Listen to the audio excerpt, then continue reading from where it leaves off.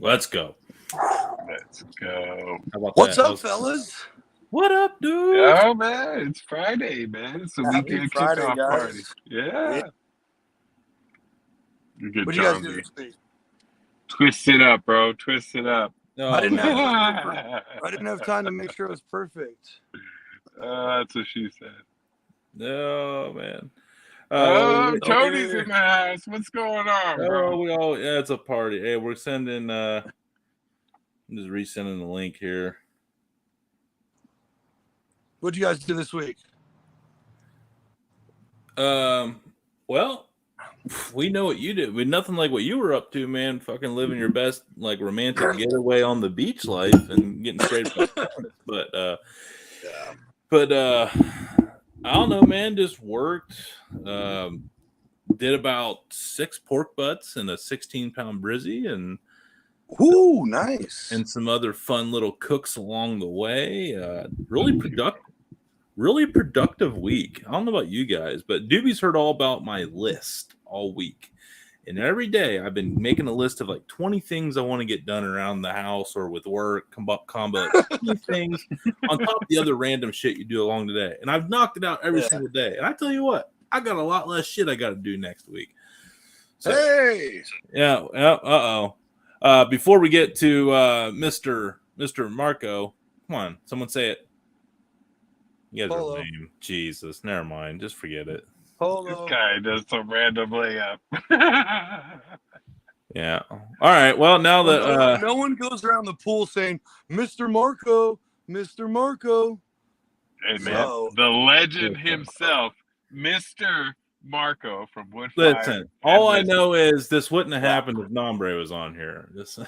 Hey, man, you know what? You shut your mouth when you talk to me. Man. All right. This guy said he had structure. Here we go. Blowhard for Texas. Yeah. I already missed Texas, man. I never thought I'd say it. All right. Here's the nights. All right, Cleveland whiskey. Let's go. Got a bottle down here with me. You know I'm going to be popping into it here after I drink some cold lattes.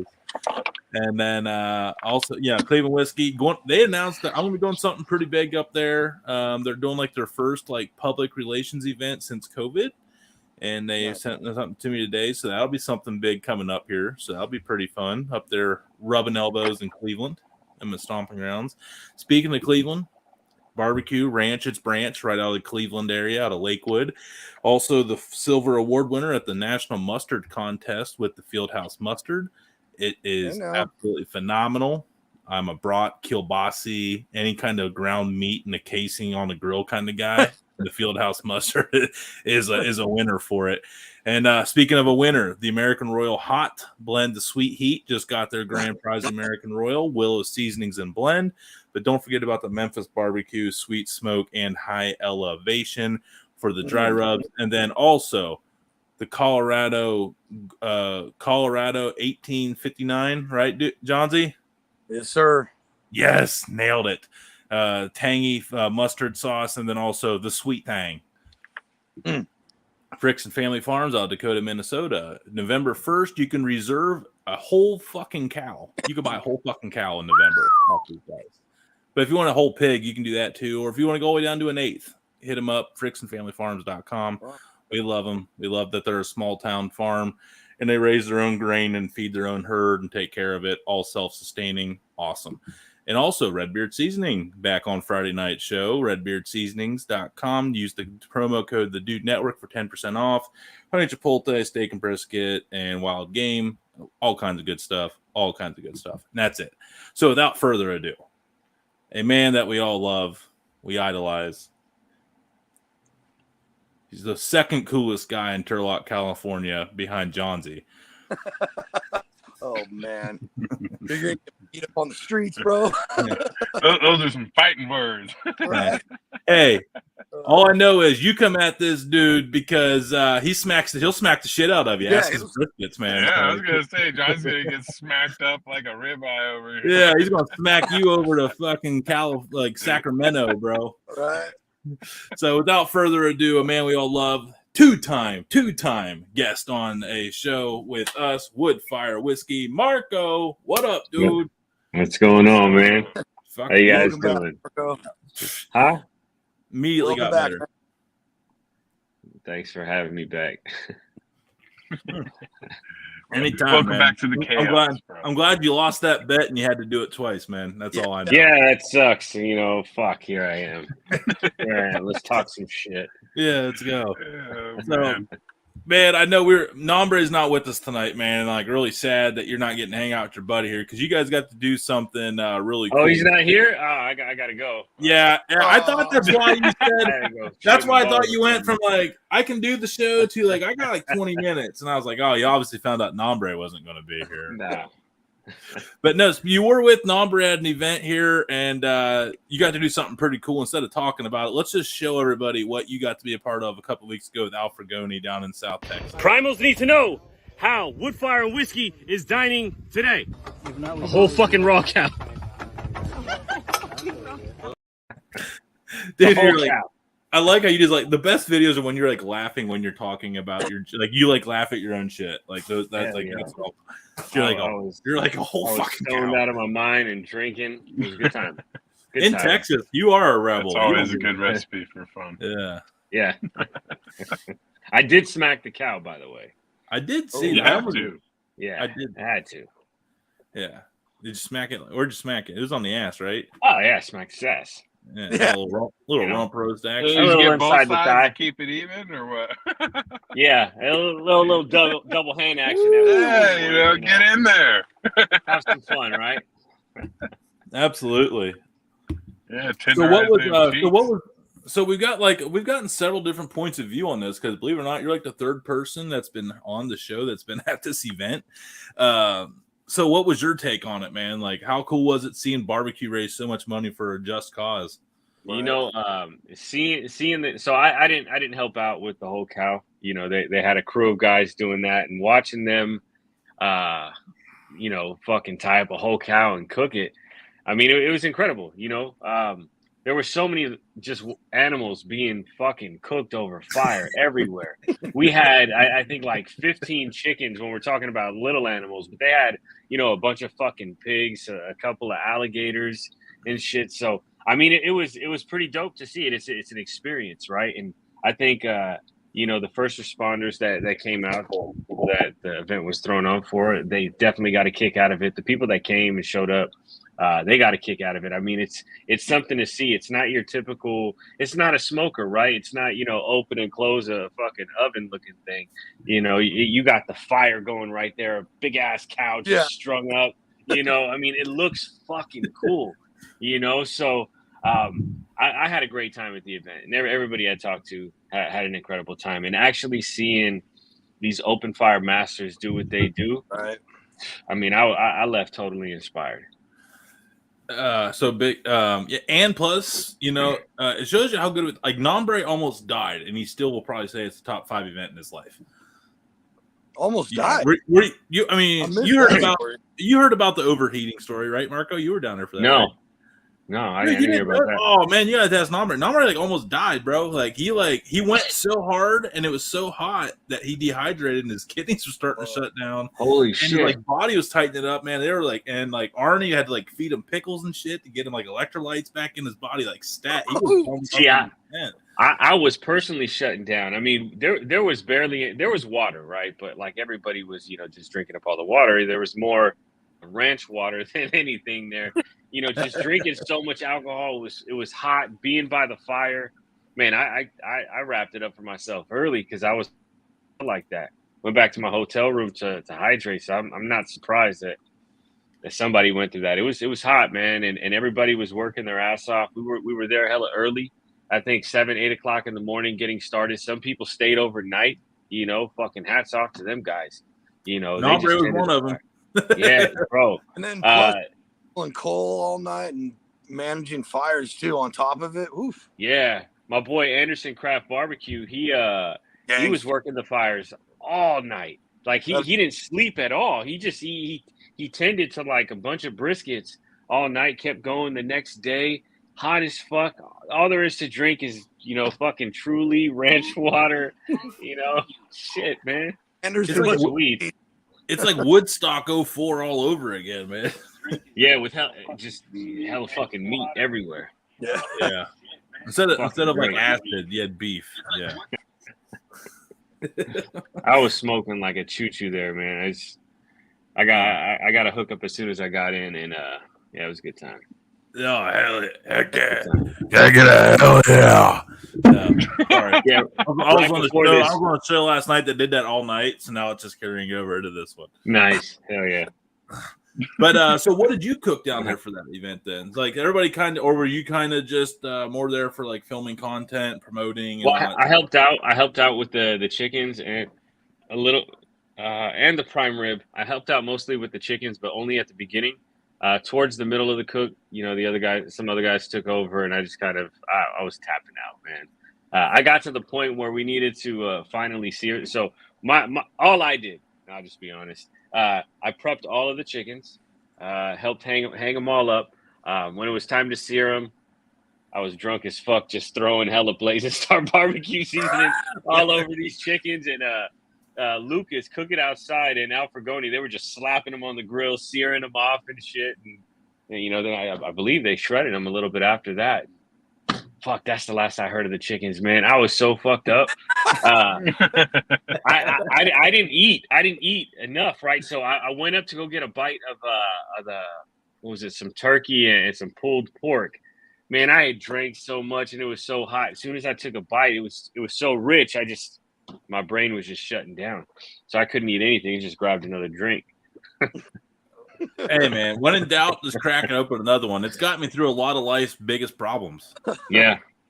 It works. If you go black long enough days, people just forgive you. I've learned. It's true. I mean, you can see I can barely open my eyes right now. I just had this fucking incredibly strong edible. I think it's like 250 milligrams. At once?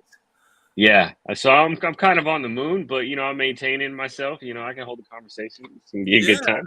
I fucking love it. Man. I mean, I've done this show on like. Man, I do like 30, bro, and I'm like on a different, like I'm like ready to crack. If I did 250, I'd be fucking dead.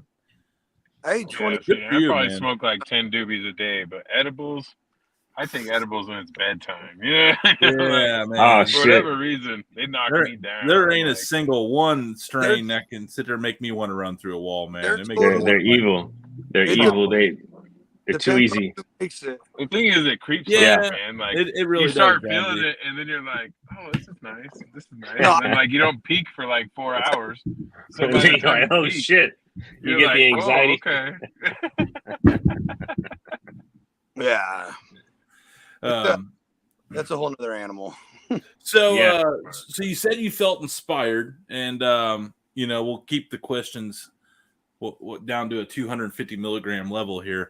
Nice. Big plans for 2023 after all these cooks here. This grill. We have the best people, man. I'm going to be doing a lot of cannabis content. So I have this plan to do this barbecue and cannabis, these cannabis videos with barbecue. I already talked to my boy about it. We're working on how we're really going to incorporate it, because we want it to be kind of like that show on Netflix. I forgot what it's called. But like they cook with cannabis and they like watch all the terpenes for flavor. They monitor how much, is going into one dish. So you don't start off and just get fucking blazed, but there's a progression to it. So by the time you get to dessert, like you really want that fucking dessert, I love it. This sounds awesome. Dude, there's an actual whole science to it. Yeah. Mm-hmm. I want to learn that shit a little bit and put it in these videos. I know how to cook with cannabis. Yeah, me too. I want to figure out the science, to make it where, it's I can control the dosage and everything and make it a pleasant experience for people that can't do what I do. They can't take 100 milligrams like it's easy. They need one. I want to be able to cater to those people. Is it called Bong Appetit? Yeah. Yeah, I think that is what it's. That's that really one of them. It's the Rev. Of course, the Rev would know what the actual. That's the Netflix one. Vice has one too.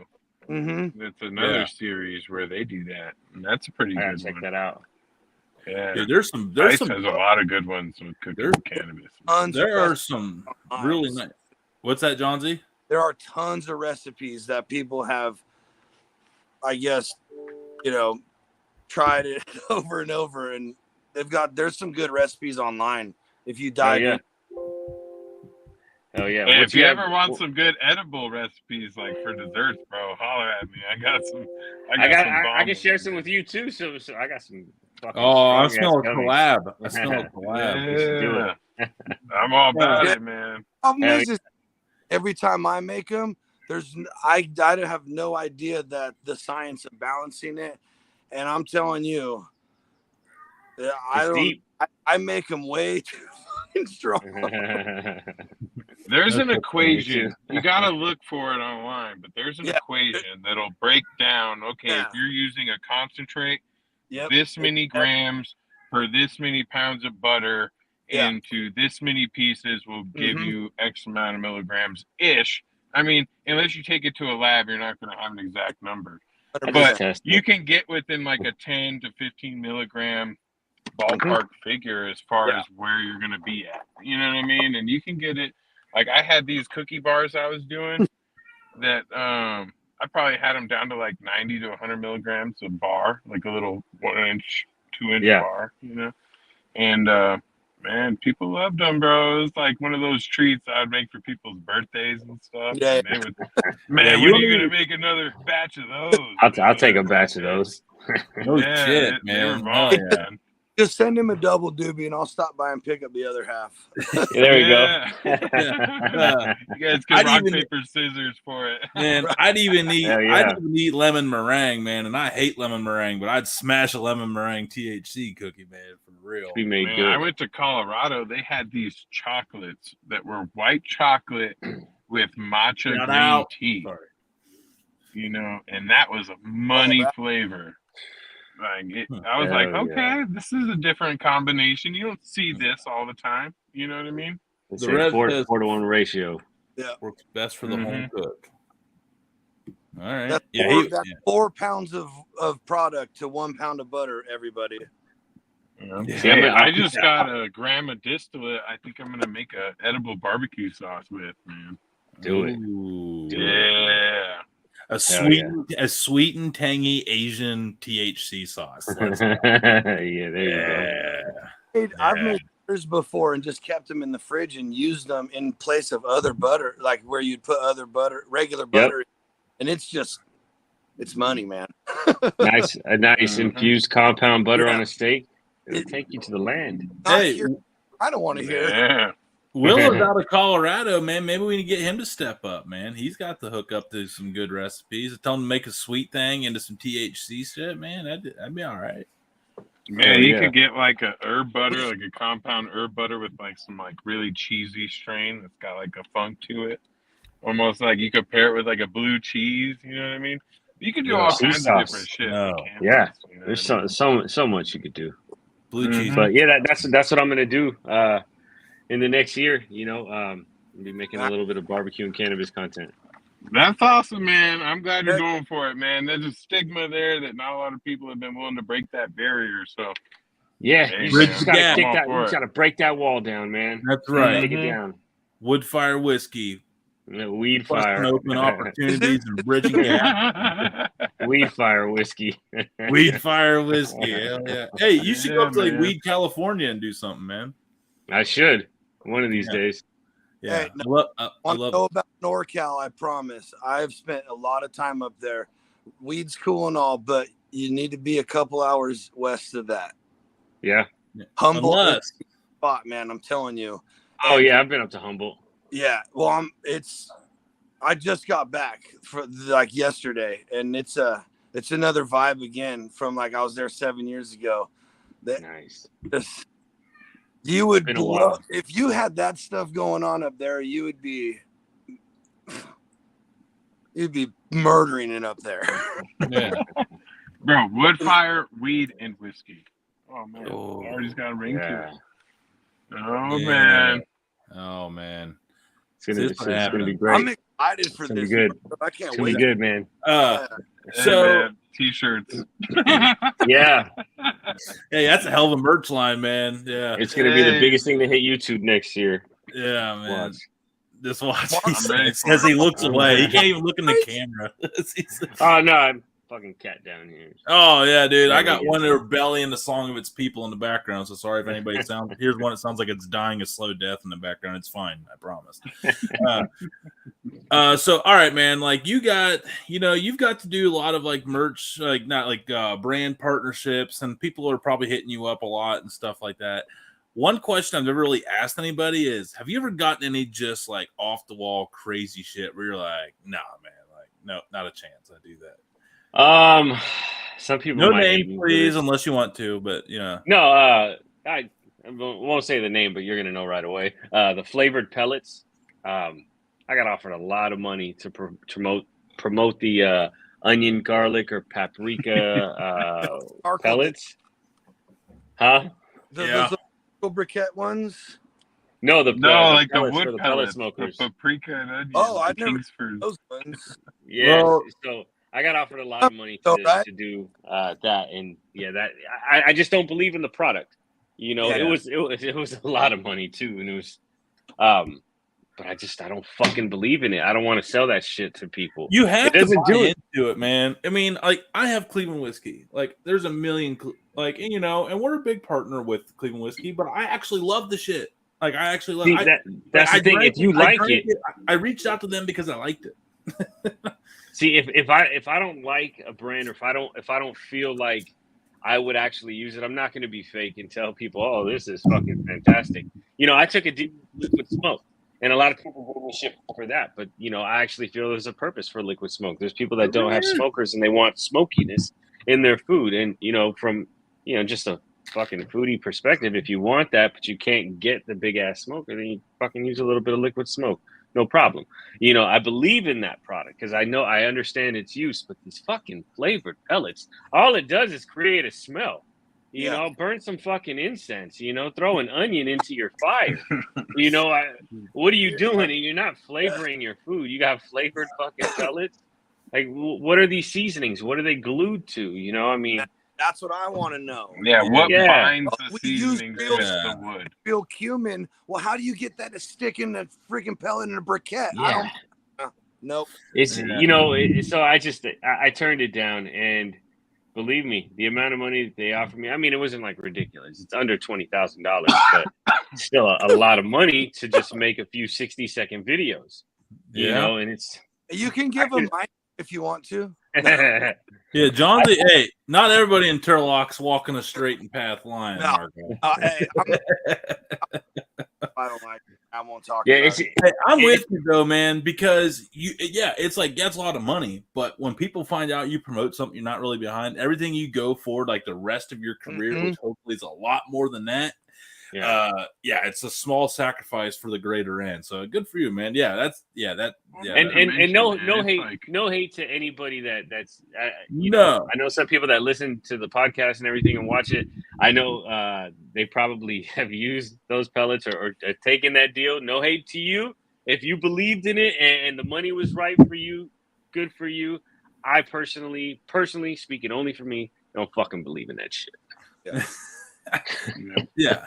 Hey, Well, it's like making content can be a job on itself. You know what I mean? If you're not really into what you're making content about, it's that much harder to get into wanting to do it in the first place.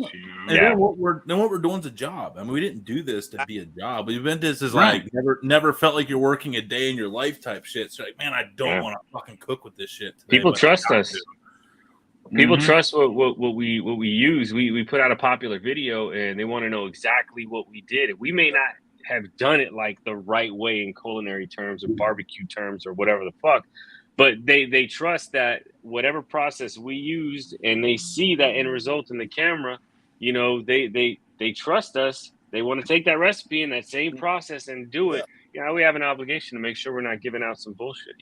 Last thing you want is somebody to be like, hey man, I tried something and it's fucking horrible. It didn't work for me, or Well, there's we've had some creators on here that got behind some products that and it didn't end well, and it's like it just forever like labels them, I guess. Yeah, you know, it does. and then like the worst thing you want to be called is a sellout, right? Mhm. Yeah.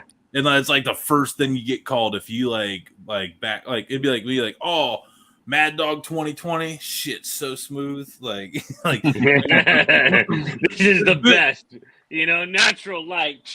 yeah. I'd like to introduce to you by Boone's Creek Farm the new Apple Blue Mountain Berry available at your local Kroger for $9.99. Everyone be like this fucking poser. Like, yeah. I don't want to lie like that. Nah, I mean that's good though. Hey, you heard it here first, folks. Marco's Woodfire Whiskey and Weed up for debate is a stand-up guy. Yeah. We fire and whiskey. But it's like what Doobie said, like and what Tony and you guys have emphasized on. Yeah, exactly. This real life integrity. Love it. We never use the big I word. Yeah. But it becomes like, oh crap, I got to make a stupid video for that stupid ass product when, like, you know, the rub company or whatever that you use, you really love it. And so it's no problem. Well, yeah, of course it's in a video. I use it all the time anyway. Yep. You get excited. And that comes off to people. You know, they catch that energy, that excitement. Yep. You know, and if we're excited about something, we should share it. And then other people will be excited about it too. You know, we have to believe in it. You know, we can't use flavored fucking pellets. They're not flavored. They're laced with paprika. they're laced. Lace them with a little cocaine and maybe I'll try them. Yeah. I think I want some of that cocaine. Hope you get through those good ones. Hey, Dez can't make it tonight from Cooking and Comedy Chaos here. Damn it. But hey, calling hours ran late. T's and P's to the deceased. That's terrible. That is a legit excuse. That is a legit excuse. Hey, in Pittsburgh, they take that stuff serious, man. It's a big family thing over there in those things. So, hey, everyone, sorry we missed you, Dez, but we still love you. We still love you. We do. Next time. Mickey's Malt Liquor for Life. Now, that is something that me and Mikey the Rev have talked about. I have tried to reach out to Mickey's because I love me a fucking green grenade in a white trash situation. Oh, not like an old English 40 ounce. You like the old English, man? Hell Mickey's no, for life, man. Hey, Have you ever had the Brass Monkeys, like where you drink it down the label, fill it back up with OJ? I have. Oh, yum, yum, yum. So, 20 years ago. That question right there, this grill OG Kush pellets? Traeger. Okay. Oh. Okay, wait. Okay. I think Hey, you learned you know, something. Hold on. Yeah. Hold on a second. Listen, I got an email from Traeger that they make those. There's like Heights blend and a something else blend. And I'm serious. I got an email from Traeger, but I just don't know if it was like some April Fool's bullshit or if it was for real. Are you sure it wasn't some African prince asking for $1 million? That's my uncle. He emailed me. That's my uncle. Yeah. Johnny's just I gave him my bank account. Hey, Doobie, he fell for it. I told you he would think it's real. Oh, man. It's my uncle. What a guy. I'm just saying. What's it? Okay, we're going to... Okay, Yeah. What'd you say it was called? What did you say it was called? Traeger makes pellets that are hemp or cannabis pellets. Look it up. Traeger cannabis. I got it from Traeger. I don't know if it was do I put myself in the smoker and just just the whole time? See, Okay. All right. April 1st, 2022. What's up? Traeger weed pellets shipping on 4/20. No shit. On Traeger forum. Oh, yeah. I'm gonna smoke my neighbors out. Money. It was April 1st. Oh, it was April 1st, and it says, unfortunately, I fell for this one, bastard. Gonzi got. It was an April Fool. Got him. I got an email. I don't know if it was some April Fool's bullshit or whatever. I don't remember when I got it. So was it? All right, that's a good April Fool's one. No, literally every link is titled to April 1st, 20. It was like all over. It must have really went viral. Good marketing by Traeger. You know that the cookies brand needs to jump on that. I need to jump on that. Yes. So anyway, though, Burner, if you're watching Burner, or I know you're watching Burner, don't you? Yeah, I know. We know you're in your Burner. We see you. David's on here. Hey, I think it was the April Fool's post, Johnsy. It was an actual thing. Okay. Man. All right, John. Hey, it's all right, man. Hey, it's I was okay. just trying to help a homie out, Now, man. hey, well, anyway, like I'm saying, we're all Stand by the brainstorming here. chimney and What if there is a wood pellet that has weed in it that you can sit there and get like a contact high off of while you're smoking your meat? Okay. Where you have I like all your almost think- buddies? You'd be better off with like a cannabis dry rub. Like, Here's Yes. the thing. imagine if you put that on a brisket, bro. All you're doing, that's just gonna bind pellet. straight into that fat, man. And you're gonna be cooking it low and slow. Like when you decarboxylate cannabis to activate the THC, you usually have to cook it around 210, 215 degrees for like 30 to 40 minutes.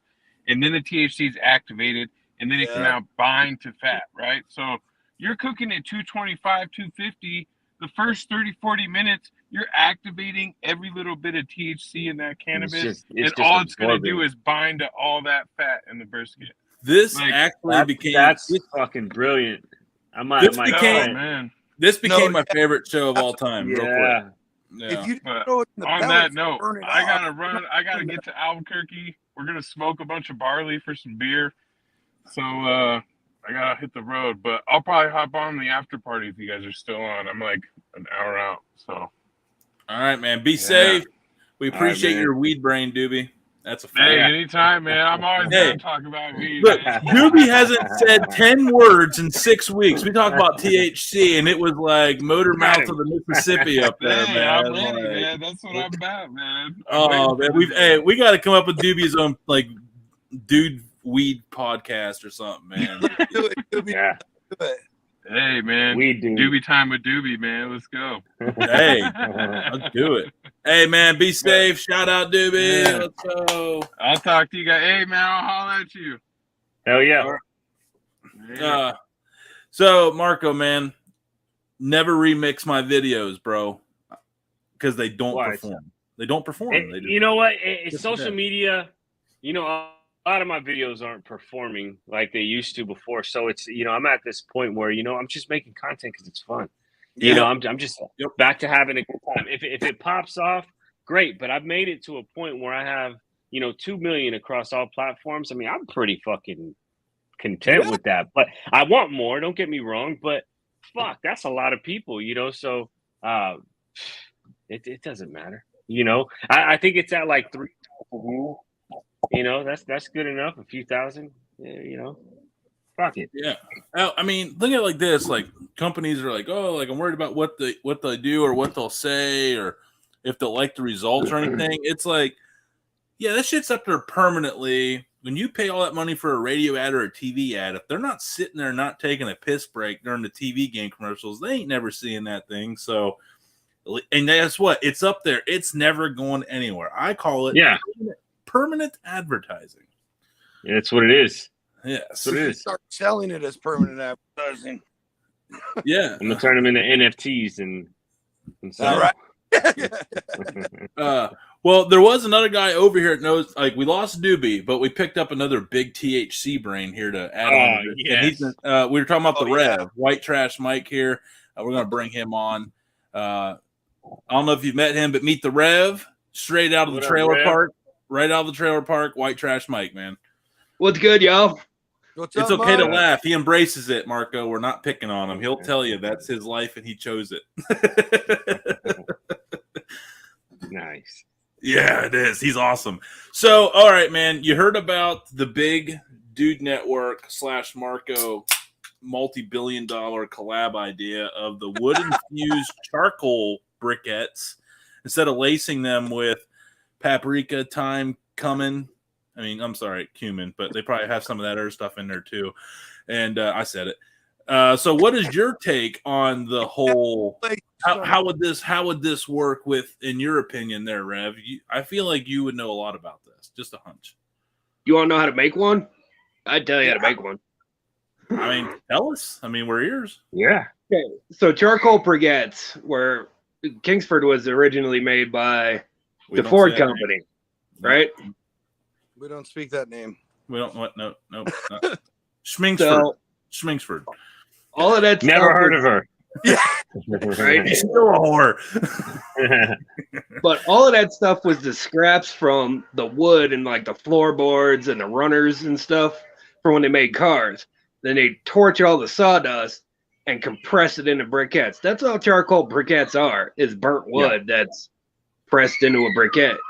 So all you really have to do is work out the ratio of clip and like the twigs and stems that have been dried and ground and your charcoal, and then just press it into briquettes.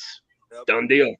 Real so simple. you would like put like Bad idea, folks. Bad idea. The rub is way better idea. Yeah, 100%. Burn off all that stuff. It's gonna. Or what if you went with like what if you, but you're gonna get nothing.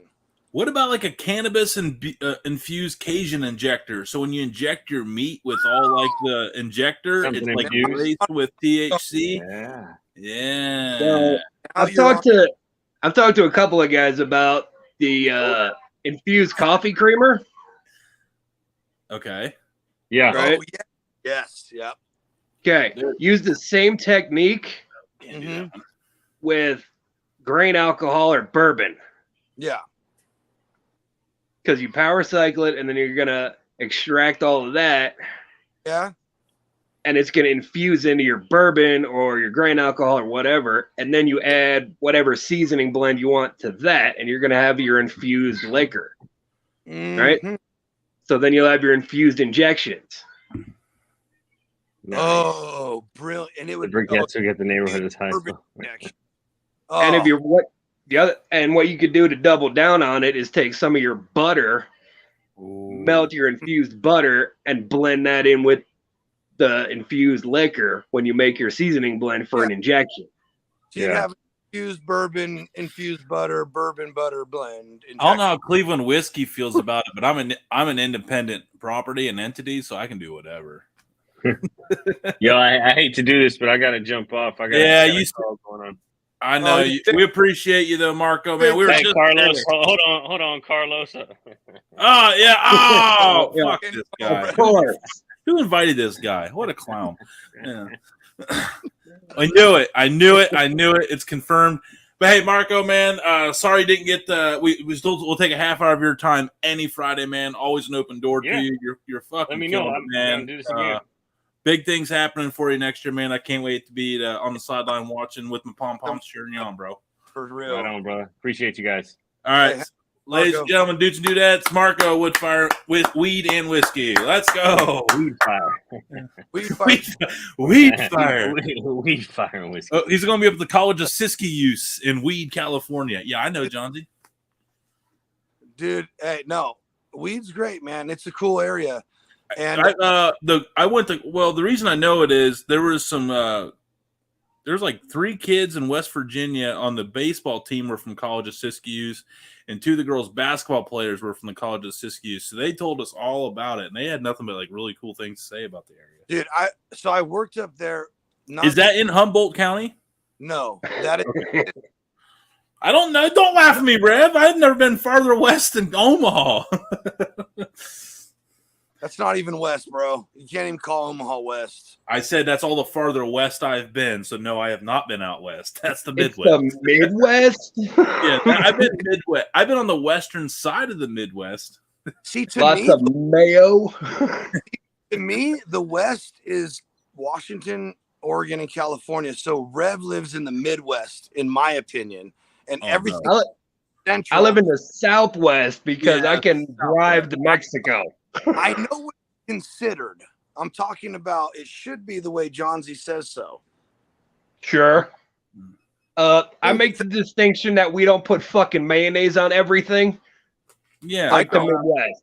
No. Hey, I do not. And I am and I think we can all agree I'm as Midwest can be. I do not use mayonnaise I don't use anything as a binder. I dry brine literally everything. I've never even done an injection. Have you ever made a hot dish, bro? What is it? What dry brine? Have you ever made a hot dish? Hot dash? Dish. A hot dish. Yeah. That's like the Midwestern staple, man. Like the tater tot hot dish. Tater tot casserole, bro? Tater tot casserole. Casseroles. Yeah. anything with like condensed Campbell's soup in it that you put in the oven. Cream of everything. Dude, I have a Midwest pantry. I got cream of celery, cream of chicken, cream of mushroom, cream of cheese, cream of cheddar. Hey, shout out to Campbell's for showing us that way more things have cream than you thought. That's what she said, Johnsy. That was a straight layup for you, Mike. Got to swing it to slow pitch, man. So we do have another guest coming on here. So that is pretty. I'm pretty excited about it, man. His name's Noe Jose. He lives in Indianapolis, and it's his like form of like Mexican fusion food, and it's been. Yeah, it's really interesting, actually. Yeah, you saw one of the clips, Rev. I don't know if you know of this guy. Have you looked into him, or are you familiar with this guy? He's got like 230,000 on TikTok and about 100 and something thousand on Instagram. Probably. All right. Well, here he did one of the.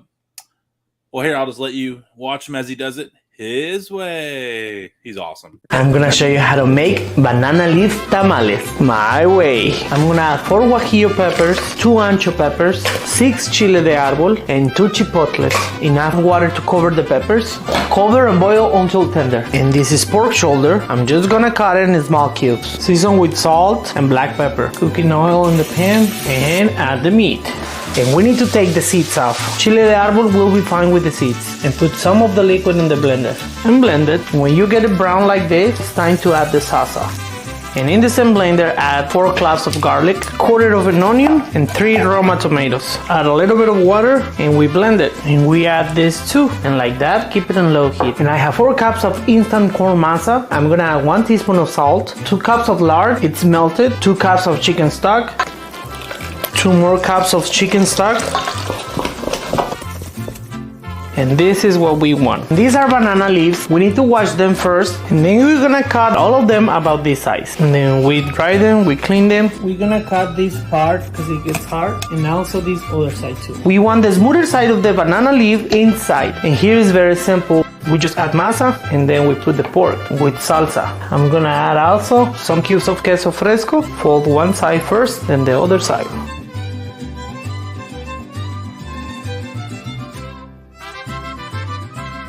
I fill my pot with water and I'm placing this steamer. And we need to put some film and foil.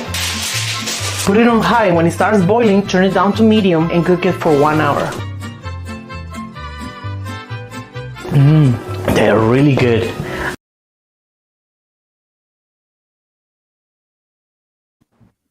Yeah, am I the only guy who's been to Mexico a bunch of times on the show right now? Yeah, I don't know that guy like that just kept going, and I was like, "This is why I will never do tamales because that is way too much work, man." That is, you talk about low and slow, like brisket being a labor of love, man. Tamales is like a labor of love. We do it every Christmas, bro. We make like 8 dozen of them. That's awesome. Yeah, that was 8 dozen, man. If I was going through now. If I would do it, it'd be like pierogies. You know the pierogi making days, man. You're familiar with that, Mike.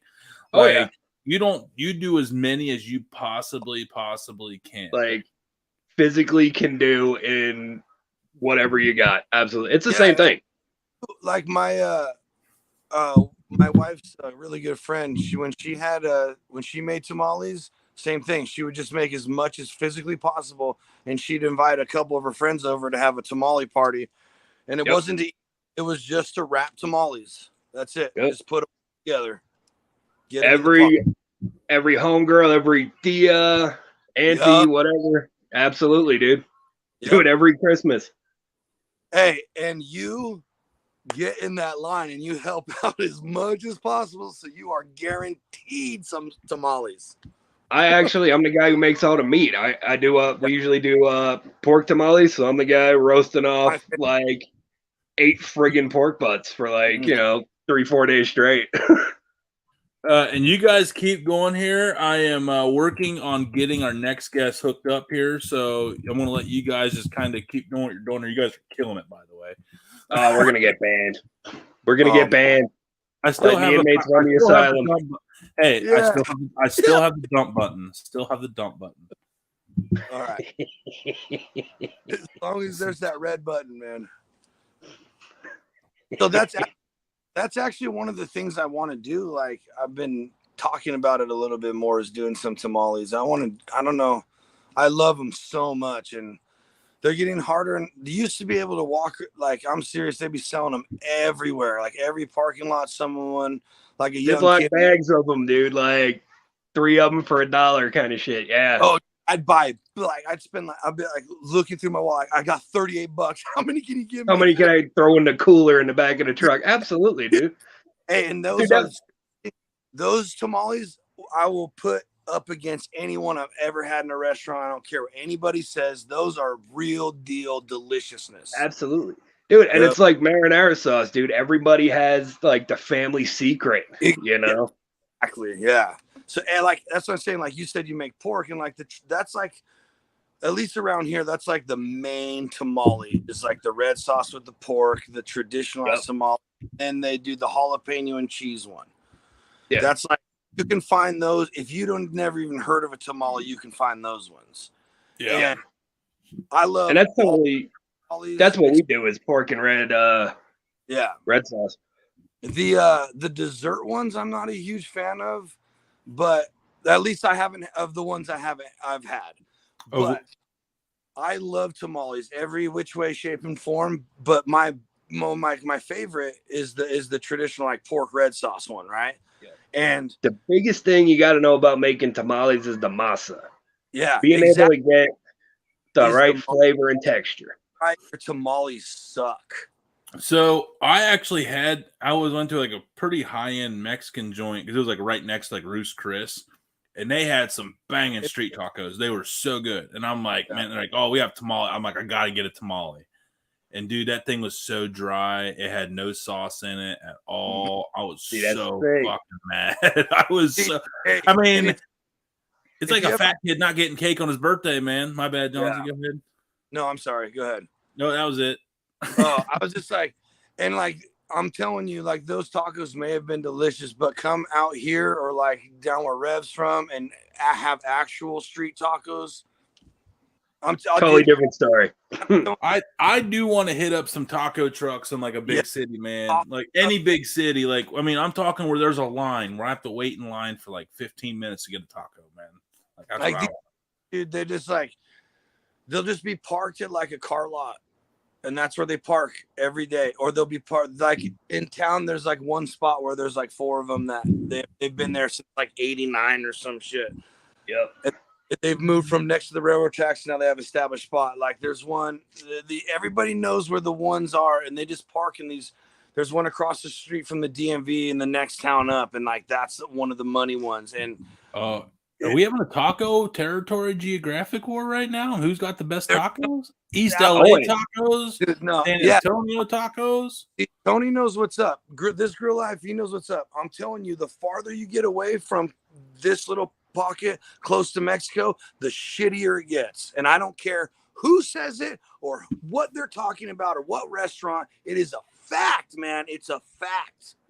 There are, however, outliers. And I will tell you, in Aurora, Oregon, in the middle of nowhere behind this truck stop, some of the best Mexican food I've ever eaten in my life. See, so that's where I disagree with your first statement because, dude, I bet there are so many But I'm talking about like food you can go to. Yes, actual cooks who know how to cook. But I'm talking about like where I can show up in that town and, you know, be able to eat it. There's like one taco. There's like 5 tacos. Because believe it or not, like where I live, there's a big Guatemalan population, and like we do have a lot of that like taco, like Latino cuisine up here. And there's a lot of like Guatemalan only shops where you go there and get like only food that's native, or like what they get at their grocery stores back home. Sure. And but there's like 5 taco trucks, and there's one that supposedly is like 90 times better than every other taco truck in town. And you know, it's like, especially out here, man, the best taco trucks, they're like speakeasies, dude. Like you got to know somebody to tell you where to go to get you. Exactly, dude. Yeah, the locals take care of that stuff. And they're like, nah. Let the yuppies go beat up like the Corpo district, man. Keep them out of our little neck of the woods. Oh, here. yeah. Dude, straight Absolutely. like at the parking lot that they built for like the taco trucks in Turlock here, right? There's like one sectioned off that's kind of like got a big thing going on, and then there's another one that's like the big name taco truck, right? And they're the ones that have the key to the bathroom facilities, and if they're not there, like half of it's. But there's two other trucks there, and one of them I will put up against any taco truck in 30 miles of here at least. And I'll bet you that truck is beat to shit, has rust and Bondo and shit on it. It's not stickers everywhere. We see you, Jose. You look great. It's it's nice because they just upgraded. But like I'm saying, it started. This lady, she started her first truck and parked it in Turlock in '89, and they're still there. Like, come on, bro, you don't get better food than that. Oh yeah. But like, hey, we're excited, man. We got Jose in here. Of me time away from you guys. We saw his banana leaf tamales. So dude, this guy, it's fusion food in like a cool way. It's like we have never had anybody on here with this kind of like the culinary. So this is like a completely different. I'm so glad. And look, Jose, I know you see it, man, but I got my shirt on here where I met the guy over at. I met him in Pittsburgh at Desiree's Kickoff, and Rev, he's the one that called out the cinnamon. So he's the one that started the whole cinnamon debacle. So he might be a little bit. He might be a shit stirrer. He might stir the pot. I think he sabotaged Des at her own cook-off, man. But anyway. I'm going to show you how to make Mexican cucumber my way. Have you heard of the Korean cucumber trend? Well, let's make it Mexican. So first, you need mini cucumbers, 2 chopsticks, laying in the middle of the chopsticks. And first I'm going to cut diagonal lines and then turn around and we're going to do straight lines. And this is what's gonna happen. See? Spirals. Lime. And tajín. Oh, my mouth is watery already. And I'm gonna use one of the dips of my friend Sergio. He sent me this to try. He sells them on Instagram. So thank you, Sergio.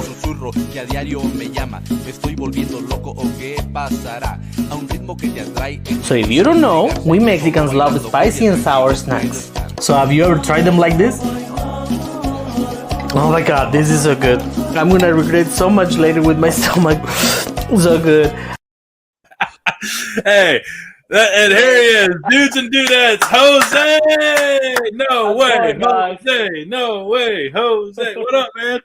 What's up? How's it going? It's going so much better that you're on here, man. I'm so excited for this, man. Welcome. Thank you for having me. Oh, man, anytime. Rev, I know when you watched that, I know your gears were spinning in all the right directions, man. That was your kind of cook right there, wasn't it, brother? Sure was. I still don't know why Mexicans, we love that stuff, because it's heartburn, stresses. Absolutely, you cannot sleep. I mean, you enjoy, but no, I don't know. That's because Mexicans are tougher. Well, probably it's good. It's a good snack for the kids. The kids love that. But after the 30s, you start kind of slowing down in that stuff. Like you do like a little substitute, like a little sugar. I mean, just add a little dash of sugar in that. Yeah, definitely has to be sour and spicy. That's it. Yeah. So you call your food, man. So by the way, meet Johnsy out of Turlock, California, up there, and then out of northern Arizona, the Rev, White Trash Mike down here as well. Des had calling hours for a friend of the family, so she's not able to make it, so that's a bummer. But we love her, and she's with us in spirit. So shout out, Des. Hope everything's all right. Thank you. And so you call your food fusion, but it looks very. I mean, I guess the cucumber, like you did your own thing there. How would you describe your version of fusion? Because it's a very unique. Like, I don't see a lot of people doing like Mexican fusion food. So explain your style, your profile. Well, everything started because I'm Mexican, of course, right? I don't know if you can know my accent, but I have an accent, right? What accent? And then I was like, Mexican food, I mean, it's not fun for me because I know it. And I have a lot of Asian friends and, American friends. And I was like, I have to start cooking and just giving my own twist of something Mexican, including Mexican ingredients or Mexican techniques or even utensils and ways to cook. I try to have a lot of authentic Mexican food as well, but my way, because still I get judged a lot by my Mexican fellows. A lot of hate because I don't do it the right way.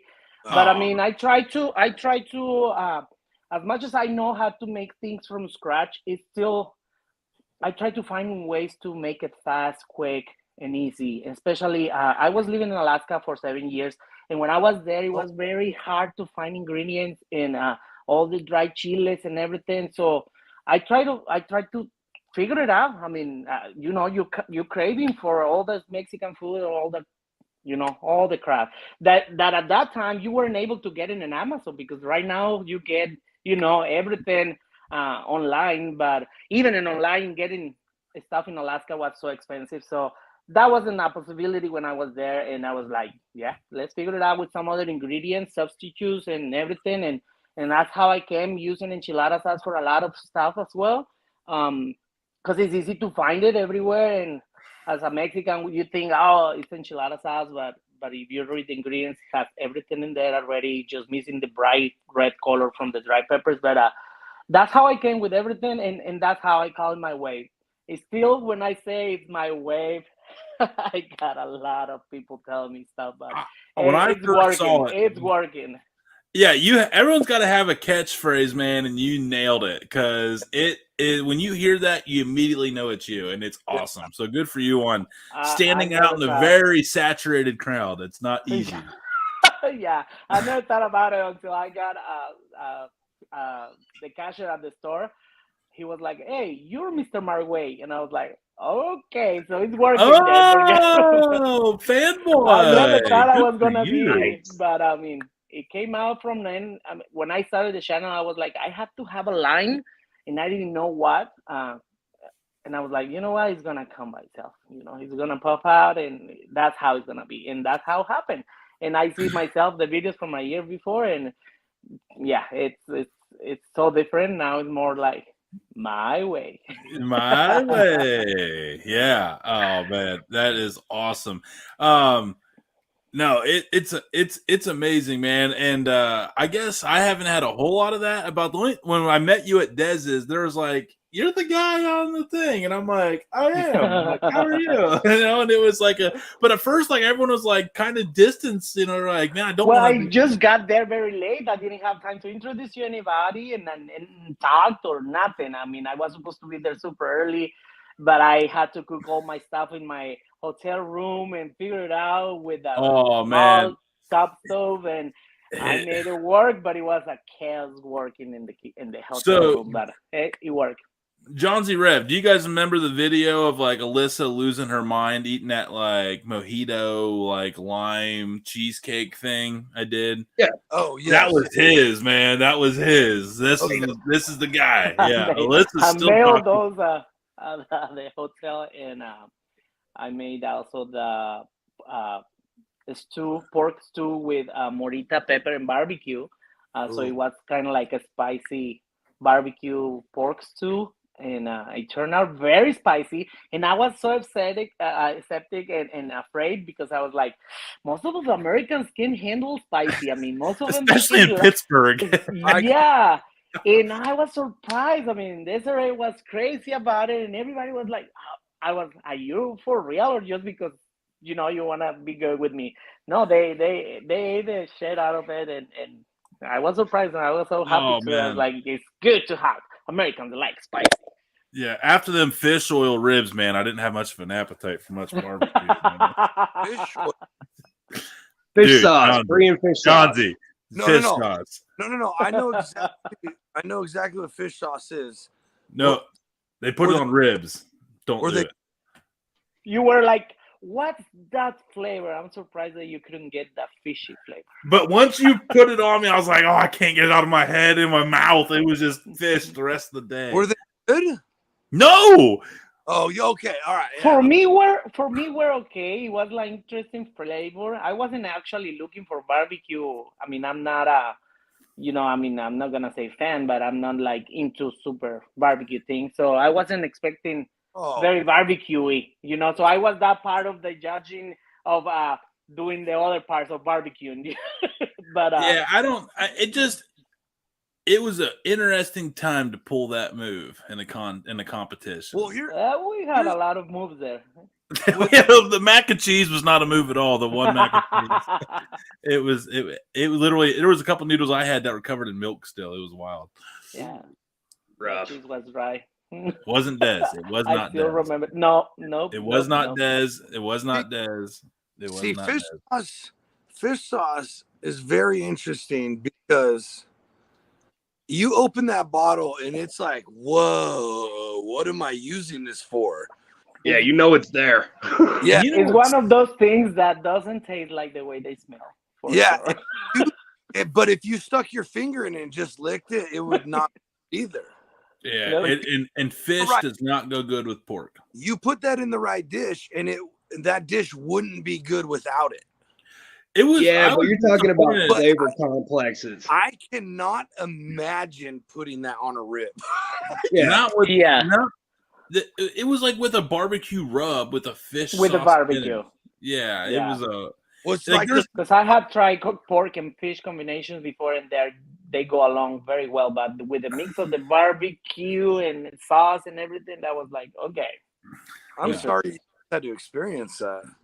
I was definitely getting text messages that entire time, like, I don't even know what the hell I'm eating right now. Yeah.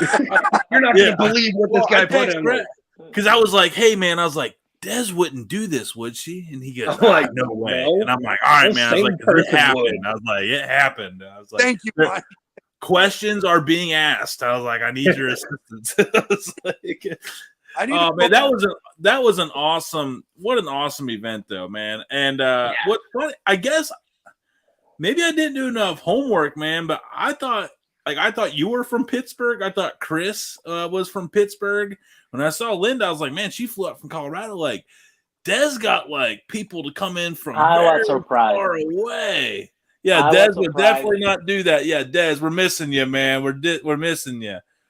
Oh, we just walked in the door. Oh, man. We love you, Des. We're talking about your event right now. It was unbelievable. But, yeah, man, I get down there, and I find out, like, Jose's from Indianapolis, and I'm like, oh, okay. Like, you came a lot farther than me. I thought I was the outsider from Ohio, man. But, yeah, it was that was an awesome meetup that Des definitely. This mix up of different people from all different places. I mean, it was – and you left so early. We had so much fun. I know. We tried laughing. Like, it was impressive how I felt like I met these people before for a long time, and we bound really, really, really well. And yeah, it had so much fun. Yeah, and we made the mistake of bringing our children. I mean, we wanted to have a nice family day, and it was a great family day. But the kids didn't want to leave. Don't lie. They wanted to stay. They did. They wanted to leave until it was time to leave. Then they're like, "Oh, we want to roll down this grass hill for like the next 3 hours, man." Like, way to kill dreams. But then we had like a 2.5 hour drive home, and we got home like at 9-10 o'clock at night with a 3 or a 4-year-old and a 2-year-old. So it had to happen. Like it's brutal. Yeah, but no, that was but we had a great time. It really yes. And I'm so thankful that I got to meet everybody there. Awesome. Yeah. So in your 225,000 on TikTok, it's not a fluke, especially when and some people get like, oh, you had a couple hit, but then when you had 100,000 on Instagram, man, people really, really like your stuff. You get a lot of feedback from your fans, man. What do you think makes the No Way Jose cuisine so successful? Don't say I don't know. I know. It's just that I think I got a lot of text from the followers and everything, and in the comments I can tell it's just that I mean, a lot of people say that is my personality, which still is not 100% out there because I try to be serious. But there is a pinned video at the top of my Instagram and TikTok when I lost my mind and started getting, panic. I Your mean, blooper reels. laughing attack there, and I couldn't stop. And yeah, it was just that's me. That's more me myself. Your blooper right? reels are your blooper reels are The awesome. bloopers, I just wanted to show like it's okay to make mistakes. I mean, for me, Yes. struggling speaking English and also struggling in the kitchen, as much as I know or I think I know of cooking, still we all struggle in the kitchen, especially after my full-time job, all tired and long days. So yeah, I mean, but people say that they like the my way stuff. Like I try every time that I post a video, I try to do some research and see if it's nothing like that out there.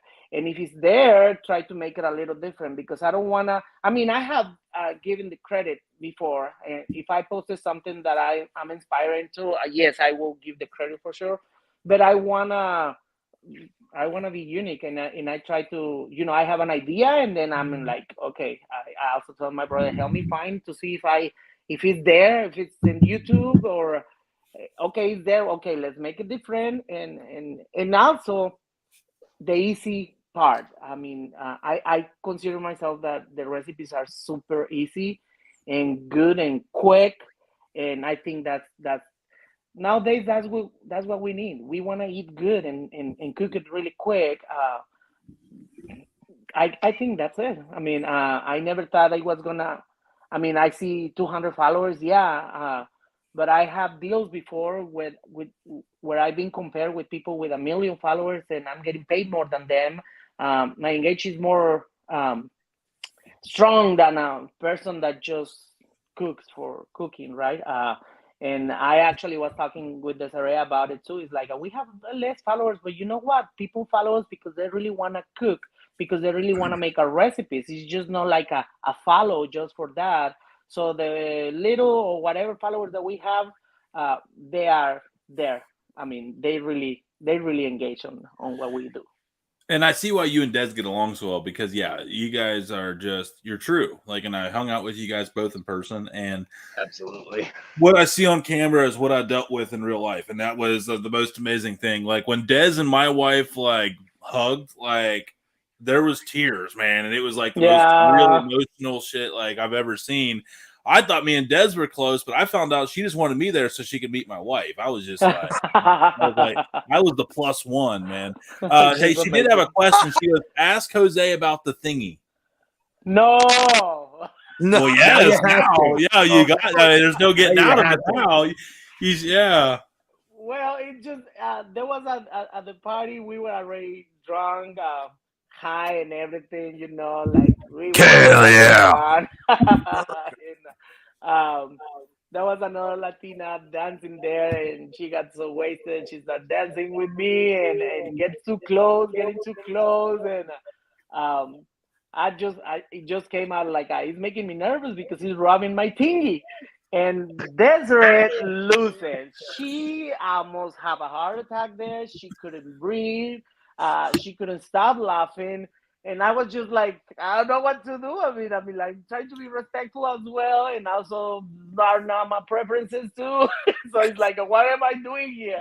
But no, that's the thingy. That's the thingy. Yeah. That's awesome. That's awesome. That after party, you guys were just dancing and partying, man. As hard as Des worked and sweated her ass off that day, she looked like I bet she was ready to just let it go. Kimberly. So, and then the next day she woke up as I would be in bed all day. And the next day she still woke up. She has all these people Chris and Linda there at the house, and I stopped by to drop tamales. That the tamale recipe they use out there, I made those a day prior that I went to Pittsburgh. I was like, that's a bunch of tamales, and I'm not gonna freeze them because they have to be eaten like now or the next day. And I brought them there, and I dropped it the next day, and yeah, now we have to go live to show her how to make the tamales. Yeah, man, I owe you an apology. I was in like an Indy last week for like one night. and I could have hit you up. I should have hit you up. I'll be back though. When I'm out there for multiple days, Whenever. I wanted to learn how to make these damn tamales. I need to know. They're so easy, and it's not the traditional way, to be honest. It's not. I don't want to be. I mean, even if you go to if you here. even go to YouTube, there is gonna be every region has their own way to do the tamales. I mean, there is many. Even South America have tamales. I mean, there is many ways. Not everybody use the flour. Some people just grind the corn straight to it and make the masa, and there is many ways. But hey, I want to keep it simple and fast. So don't ask me for scratching. So your banana leaves. Does the banana leaves make it more Central American? Your version? Your way? Actually, the banana leaves tamales are very popular in Mexico, more from Veracruz state. They actually call tamales veracruzanos. I've ever seen that. We use a lot in Mexico. They use a lot of the banana leaf for cooking, like all the Yucatan Peninsula, that side, pork and many meats wrapped in tamale, and banana leaf. Where do you get banana? I mean, how common are banana leaves like a native plant to Mexico? Oh, Mexico, it's almost hot everywhere. So do you is it like southern Mexico, or is it like all the coast of Mexico has a? Well, I'm from actually Gulf of Mexico side. I'm from Tamaulipas, which is the state next to the Gulf of Mexico. So it's kind of hot, tropical, very hot, humid. Very hot, very swampy. Everybody has banana trees. Everybody has a lot of fruit and tropical trees. So yeah, it's very easy. That's why we do the show, man. Learning stuff. I didn't know until like a few months ago that I can find the banana leaves frozen at the Latin grocery store, and I was like, okay, let's do it. And then that's what good. Even here, we have them in the grocery store. Like, absolutely. Oh. Well, you're in Arizona, though. You're in Arizona. That's not fair. Yeah, they actually, if they kept those in stock, they'd actually sell in Arizona. Not so much in Indianapolis or Ohio. Hey, you can order them online. Yeah, you can order. Yeah, what? Yeah, I'm sure. Yeah. I mean, Amazon groceries. You can. I mean, I know you can get like lumpia wrappers or wonton wrappers. You can order those online. Why couldn't I would figure those would be bad before banana leaf would. Well, I'm sure if you vacuum sealed banana leaves, they'd stay fresh for a while. That's that's what I'm getting. They look pretty waxy. Yep. So this is going to be interesting here, Rev. We're going to do a little fusion of our own here with random thoughts with the Rev and weekend kickoff party. Rev, we do a show on different countries and cuisine because Rev's like a human Britannica of food knowledge, and we have learned. Well, I have learned. He already knew that with these bigger countries, that everyone thinks that like Mexico is just tacos. But it also depends on like what region of Mexico you're in. So you're on the Gulf Coast. Break down like Mexican food and like what parts and regions of the country do differently than others. Like you don't have to go deep dive into it. Just a broad kick in the shins, like north, south, east, west, central type thing. Well, one person asked me, "Where do you come with so many ideas?" And I was like, "Mexican cuisine is infinite. Like it's many. It's so big that I still, I know I'm gonna have a lot of ideas for a long time because I'm from the north, east, and that's more like del norte, norteño food, and the tacos, the street tacos, of course, is the most popular in that area. We have. That's what I'm familiar with, because from going to like Juarez, Nogales, even into like Tijuana and like Culiacan and Sinaloa. Yeah, I mean every state, even tacos. There is tacos everywhere, but the fillings are very different everywhere. Very different. We are more into carne asada, and for us, the carne asada in del norte, it's just salt and pepper and a good piece of meat, in the grill. That's it. With salsas, pico de gallo, and that kind of stuff. And for other people, the carne asada in the south is marinated and sometimes just cook in a pan in the stove. So and asada means grilled. So I don't know. It's just very very diverse the food. But like I say, the good food, to be honest, is the pre-Hispanic food, which is in the south, in the center of Mexico, Oaxaca, and all that part, where it comes all the, interesting from scratch food like mole, pipián, and all those kind of stews, where they make still the tortillas from scratch and grind all the corn and all that kind of stuff. In my opinion, I think that's the best food.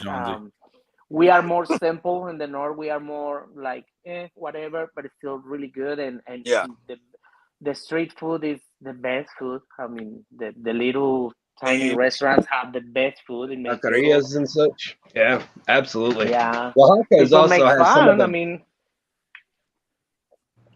Oaxaca has some of the best like handmade cheeses that you're ever gonna get, man. Like the queso fresco from like Oaxaca is amazing. Yeah. And they make everything. I mean, we have everything, of course. As Mexicans, you have family all over or whatever. I mean, but it's still we make it different. I mean, and I realize that, and it's very interesting. I mean, I still don't know a lot of parts of Mexico. I haven't been in a lot of parts of Mexico, and I want, because every time that I post something, they come people from all over, and we make it like that here. We make it like that there, and it's like, wow. I mean, I didn't know the horchata wasn't called horchata in the South, and it was like, I thought it was Mexican thing. But no, I mean, it's so different, so diverse, and very interesting. It's boring. It's not boring at all.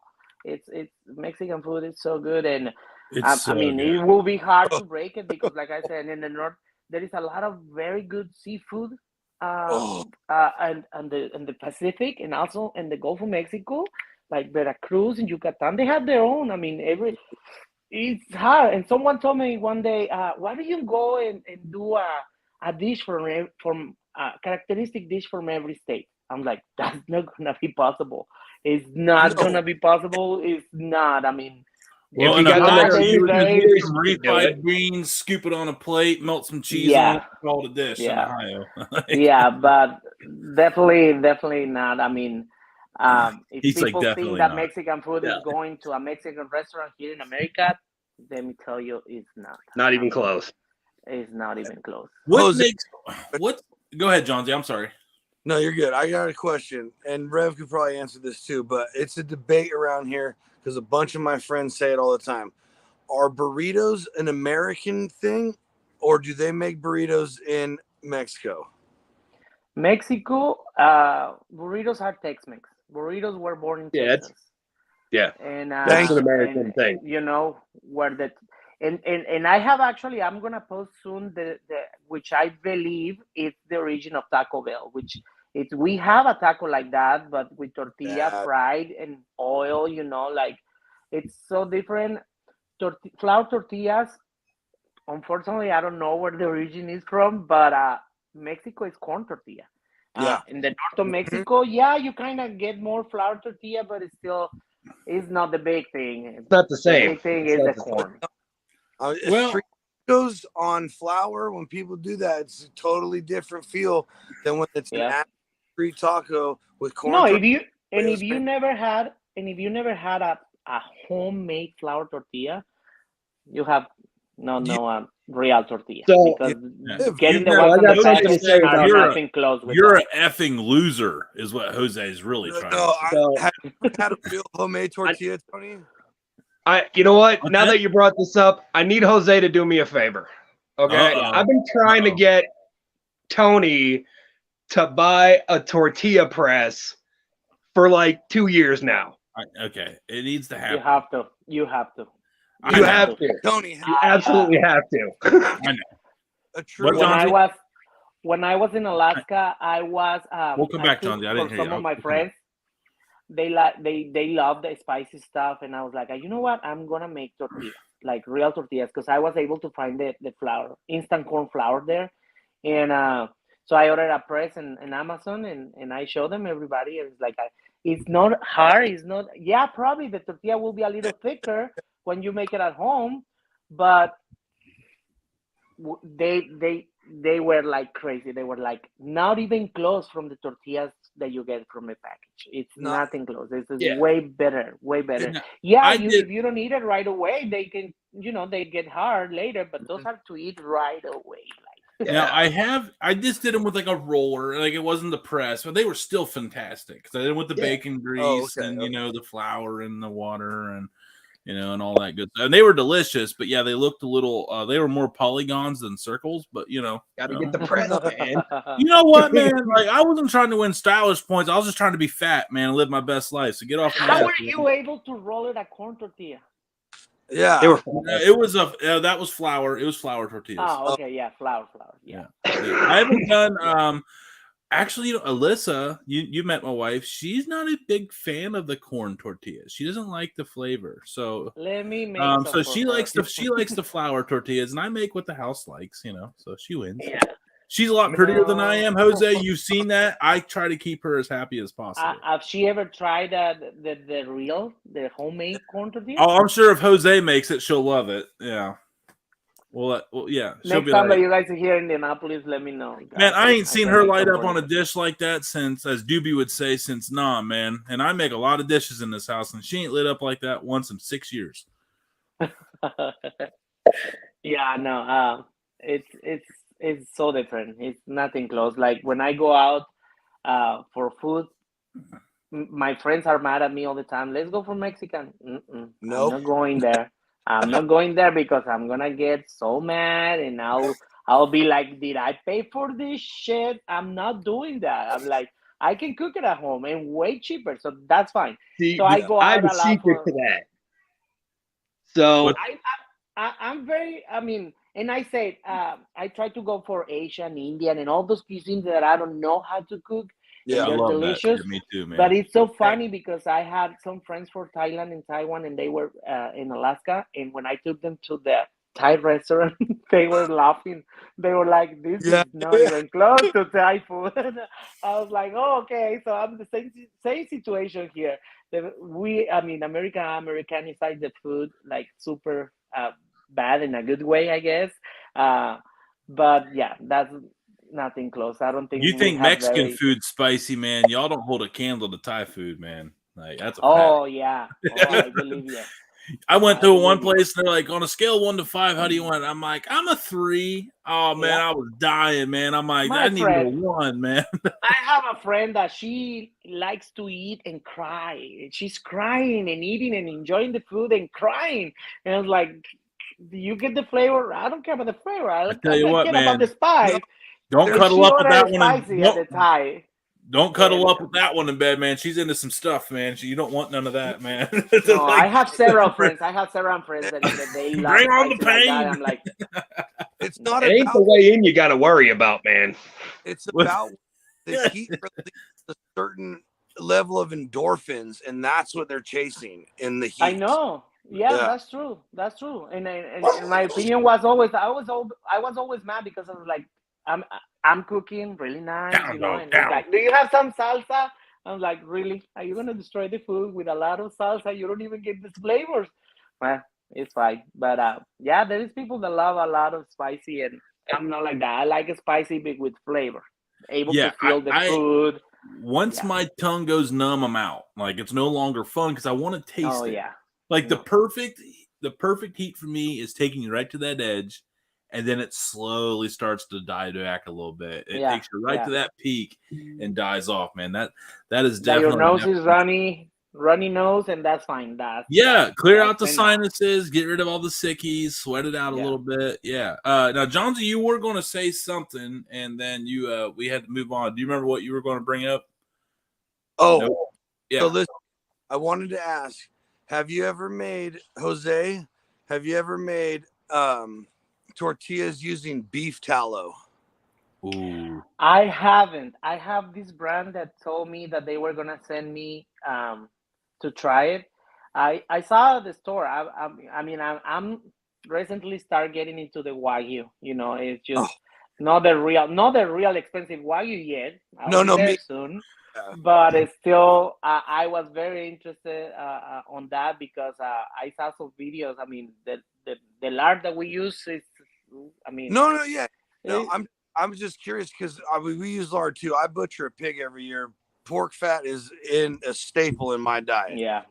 But there's a company I can message you later or whatever. But they just sell a tub of pure Wagyu beef tallow, and is that the one with the black? Dark. The one out of Chicago. I'm very curious about it. Honestly, I've seen those so many people in videos out there. But the guy we had on, Marco, we had on earlier, who had to hop off. He did some work with them, actually. Yeah, he made some. That's right. That's right. Yeah. That's how I found him. That's how I met Marco, was through I asked him to be on the show after watching the video of him working with the Chicago. That company. Yeah. But hey, if you want, go ahead. Sorry, Johnsy. No, I just haven't done that yet. Now that we're talking about homemade tortillas more, and that's another thing on my list because I've never made any. But I really want to try the Wagyu tallow ones. They might be really good. I mean, I've seen a video of someone making flour tortillas with that. Oh, I guarantee. I'm telling you, that would actually probably be what I would do. And if I wanted to make beef tallow, I would go to FricksonFamilyFarms.com. Boom! Bang! And get the beef bacon. Yeah, that was a good one. That's another thing that I'm very curious about, the bacon. That brisket bacon. That brisket bacon. I'm actually, I didn't get a chance to today. We all know that we were talking about, you got to rep what you believe in. And I believe in Frickson so much on that beef bacon that I'm actually going to order 10 packs of it. Like, oh, wow. I want it because I've seen so many videos on TikTok that they said that the beef bacon is better than the other ones. Like, don't try to compare with the other one because we want. Yeah, it actually it's so different, probably. But I tell you what, man, beef tallow is a game changer. Well, I've always done scrambled eggs and bacon grease. In Ohio, especially in Annapolis, I started doing scrambled eggs and beef tallow. Oh. Yeah, I get shot from my brother all the time. I mean, it smells up. The aroma is the best. It makes your house smell so pretty. I mean, it smells like a barbecue when you're scrambling eggs when you're cooking with beef tallow. It's wild, man. Try it in your brownies. Anything. I mean, the other reason we're gonna do is we had Grubbs on, and Grubbs he had a heart attack. And he had to have whatever, the open heart surgery or something. Yeah, I don't know if he did or not. I didn't want to put that on him if he didn't, but if he did, it was he had to cut like a lot of butter. Pork. So he replaced butter with beef tallow. So when he was baking, if it called for butter, he would put in beef tallow. And it was a super healthier alternative. What, Johnsy? I need to. The animal fat is better for you. Yeah. Oh yeah. I think I'm gonna have to try and make some tamales with that instead of the regular lard. That'll be good. Way to step it up a whole nother level, Jose. Yeah, man. You know what we do when we make the masa for our tamales? I'll smoke the whatever meats I'm using, only like halfway, and then I'll finish them off in the oven and collect all of the rendered fat and use that. To make the masa for the tamales. Smoky tamales. Ooh. That sounds good. That sounds really good. Look, he's got the chin. I'm getting ideas from you guys now. I'm like, okay. Hey, welcome to the Dude Network, Jose. Yeah. Jose, we just sit around and fantasize about food recipes. Like, wonder it'd be cool. It'd be really cool. It's been really. No, go ahead, Jose. Oh, that it's been really hard because I have a full-time job, and sometimes it's like, what am I doing? What am I cooking? And the way that I do is just go to the store and see what's around, and that's it. And I come up with a bunch of ingredients, and I have to cook everything in a weekend. and make a lot of recipes, and then I have material to edit during the week and everything. But I mean, finally, I'm gonna have time now to concentrate and that and think about and develop the recipe. And I finally stuff from you now. Yeah, no, I just gave my 2 weeks notice to my job, and I'm gonna do this full time now. Thank God it's getting. When is it? It's doing good. Full time? When are we going full time? Now? My last day at work is the 28th of this month. Oh, yeah, I'm so excited. I can't wait because I started. I actually wasn't a big fan of TikTok. I started on YouTube and Instagram. And somebody told me, you know what? And I didn't do it at the beginning for monetizing and everything. It's just I was cooking everything and posting on Facebook, and my friends were like, you should start this, that, no. And I didn't even start during the pandemic. I was on the idea, but everything started later. Just I was posting once a week only, but I got really consistent about 6 months ago, and I jumped into TikTok. And I was like, okay, I'm gonna get into the reels. So you've done this in 6 months on TikTok? Yeah, consistently, yes. And I start posting one video daily. What's the catch there? Sorry, keep going. Oh, I'm sorry. Yeah, it's been amazing. It's I had to be consistently in TikTok for 6 months, posting every day, and then I had to stop for a minute and do every other day. But since then, I have no sleep. I mean, it's 2-3 hours of sleep every day. It's too much, and I'm excited. I mean, I've been enjoying it. Cooking is what I love, and I never feel like the necessity of that. But things are getting really good, and I was like, you know what? It's about time. And I'm surprised because with that amount of followers, I always thought I need 1 million followers on YouTube, or I need 100,000 subscribers at least in YouTube. It's not like that anymore. The money is in TikTok right now. The good job is in TikTok right now. So it's like, I'll keep doing it and we'll see how it goes.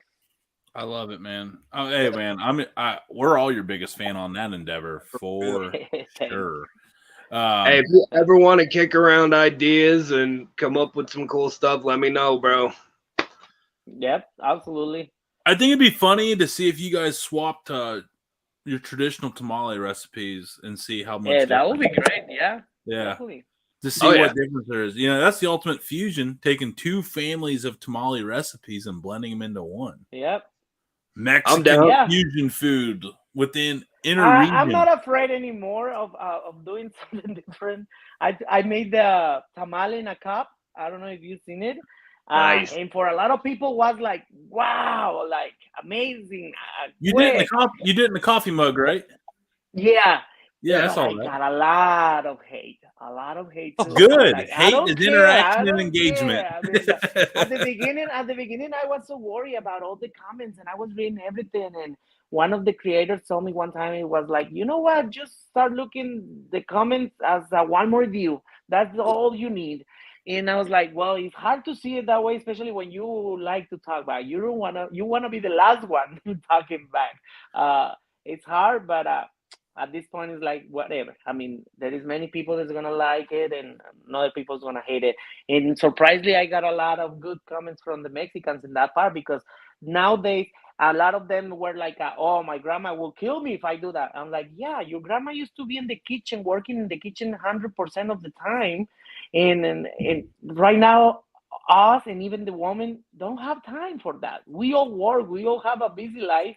It's not like the woman is born to be in the kitchen anymore. Nope, it's not how it works, man. It's convenience, speed, and now price efficiency.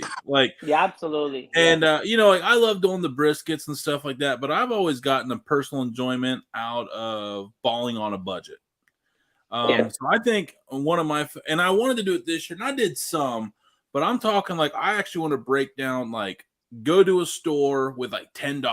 Like, I have a $10 bill. I want to go to the store and see what I can't find for $10, and and feed a family of 4 off $10. I think there's so many people that need that in their life right now. Yeah.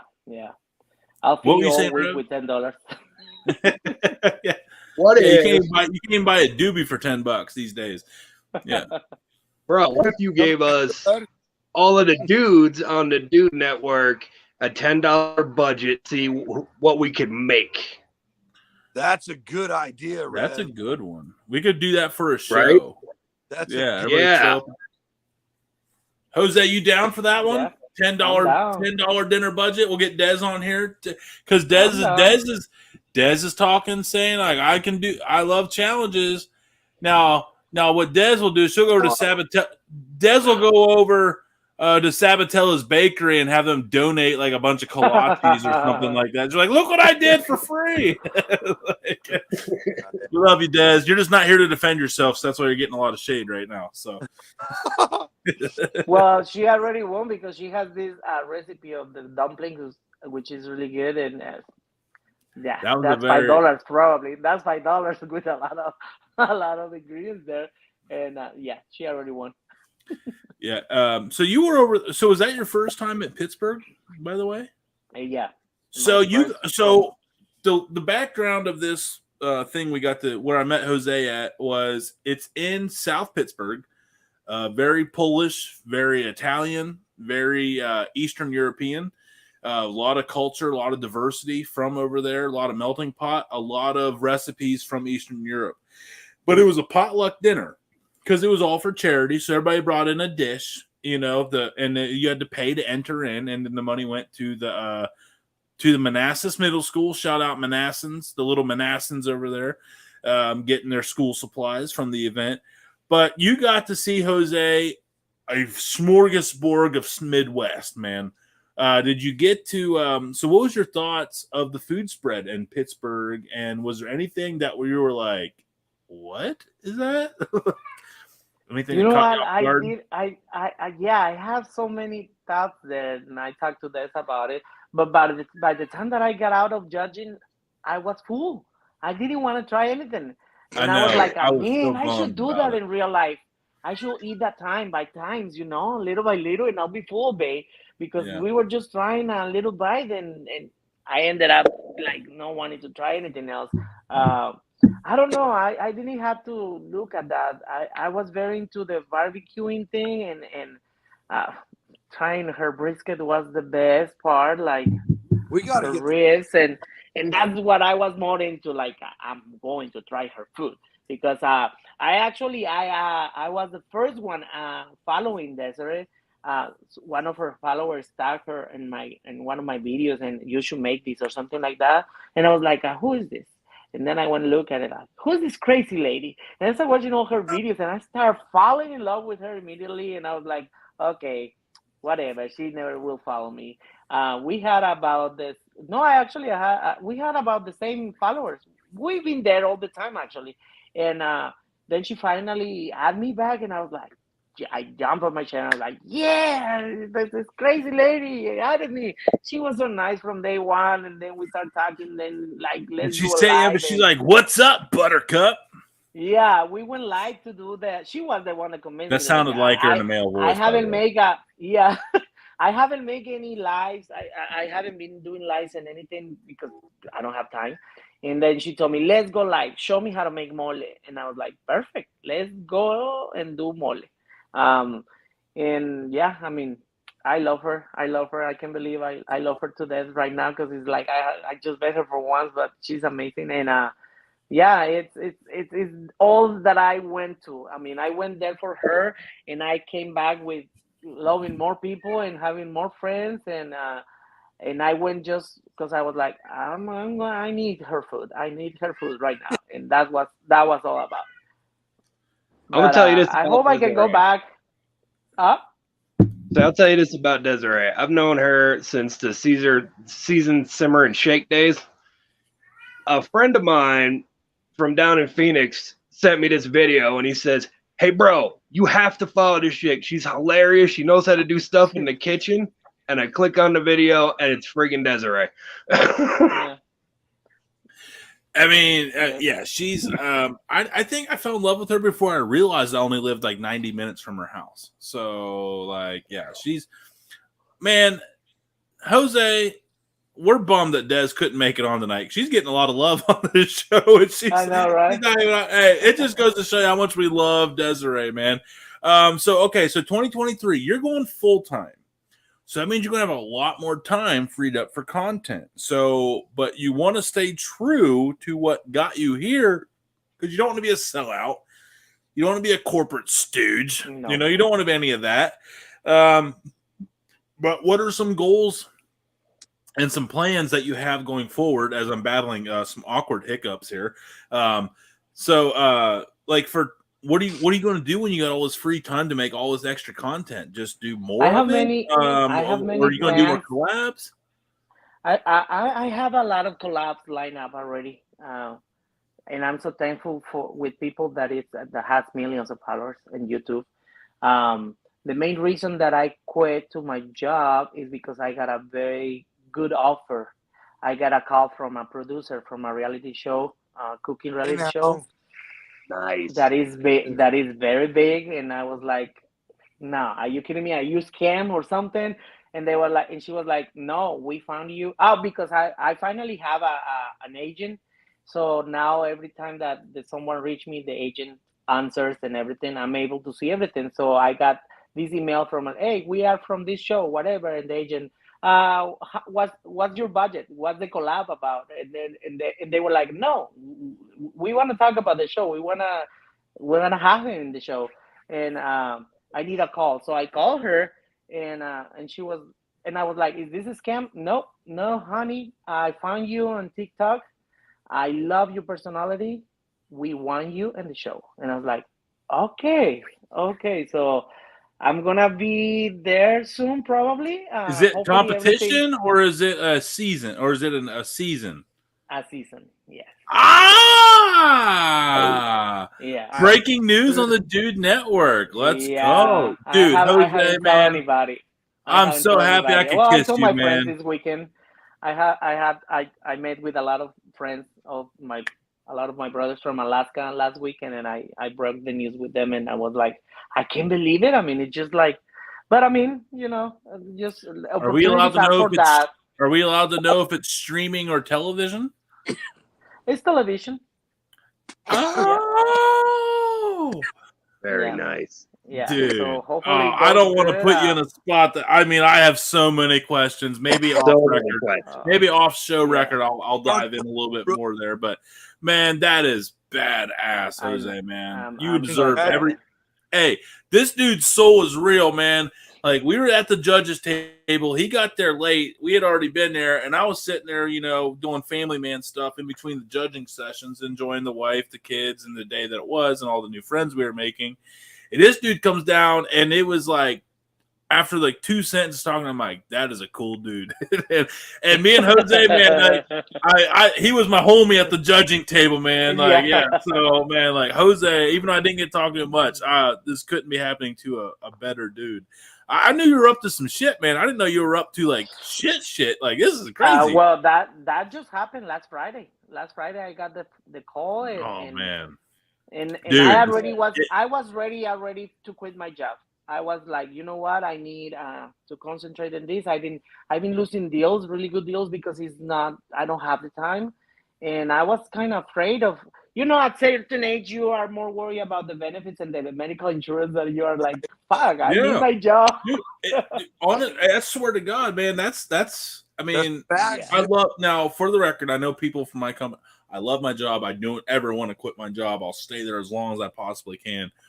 But it's true though, man, like, if you didn't have to worry about benefits and like the health insurance that they require you to have, man, like it would make it a lot, especially when you got a family of 4. I mean, it's not cheap, man. It's tough. Like you got to make $2,000 a month just to pay your insurance. I mean, so bro, I've been in the restaurant industry for 20 years. I haven't had health insurance for anybody in my family. Yeah, but you're also, dude, come on now. You're the Rev White Trash Mike. You scream, I don't carry health insurance, bro. Come on. I he goes, yeah. Health insurance. and I'm not I consider myself a healthy person, but you never know. And if you get into something in America, you're in debt forever. So it's just like those kind of things that I was afraid of. But at some point, it's like, you know what? fuck it, you gotta sacrifice something and There take the you go. risk. And Let's and I'm go. so confident. Woo! I'm so confident. I know that it's gonna be better, and I'm gonna have more time to do what I really like. And I'm like, I'm not afraid. Let's do it. Let's do it. Yeah. And yeah, Fucking I send was it. gonna That's what we quit. I say. was gonna quit until November because I was waiting for my bonus. And I was like, November, I have all December good. And no, when I got the call, I'm like, you know what? I need to watch all the seasons. I need to prepare myself. I need to do so much things that time to quit. And yeah, I walk into my boss office and he was like, really? I'm like, yeah, I mean, what surprised you? Yes, of course. Yeah. You should have seen this one coming. Yeah, I mean, yeah, no, I was done so long ago. My job is amazing. It's just, it's tired. I mean, I've been dedicating a lot of time to this that I'm like, I have time for my job anymore. It's just leave it like that.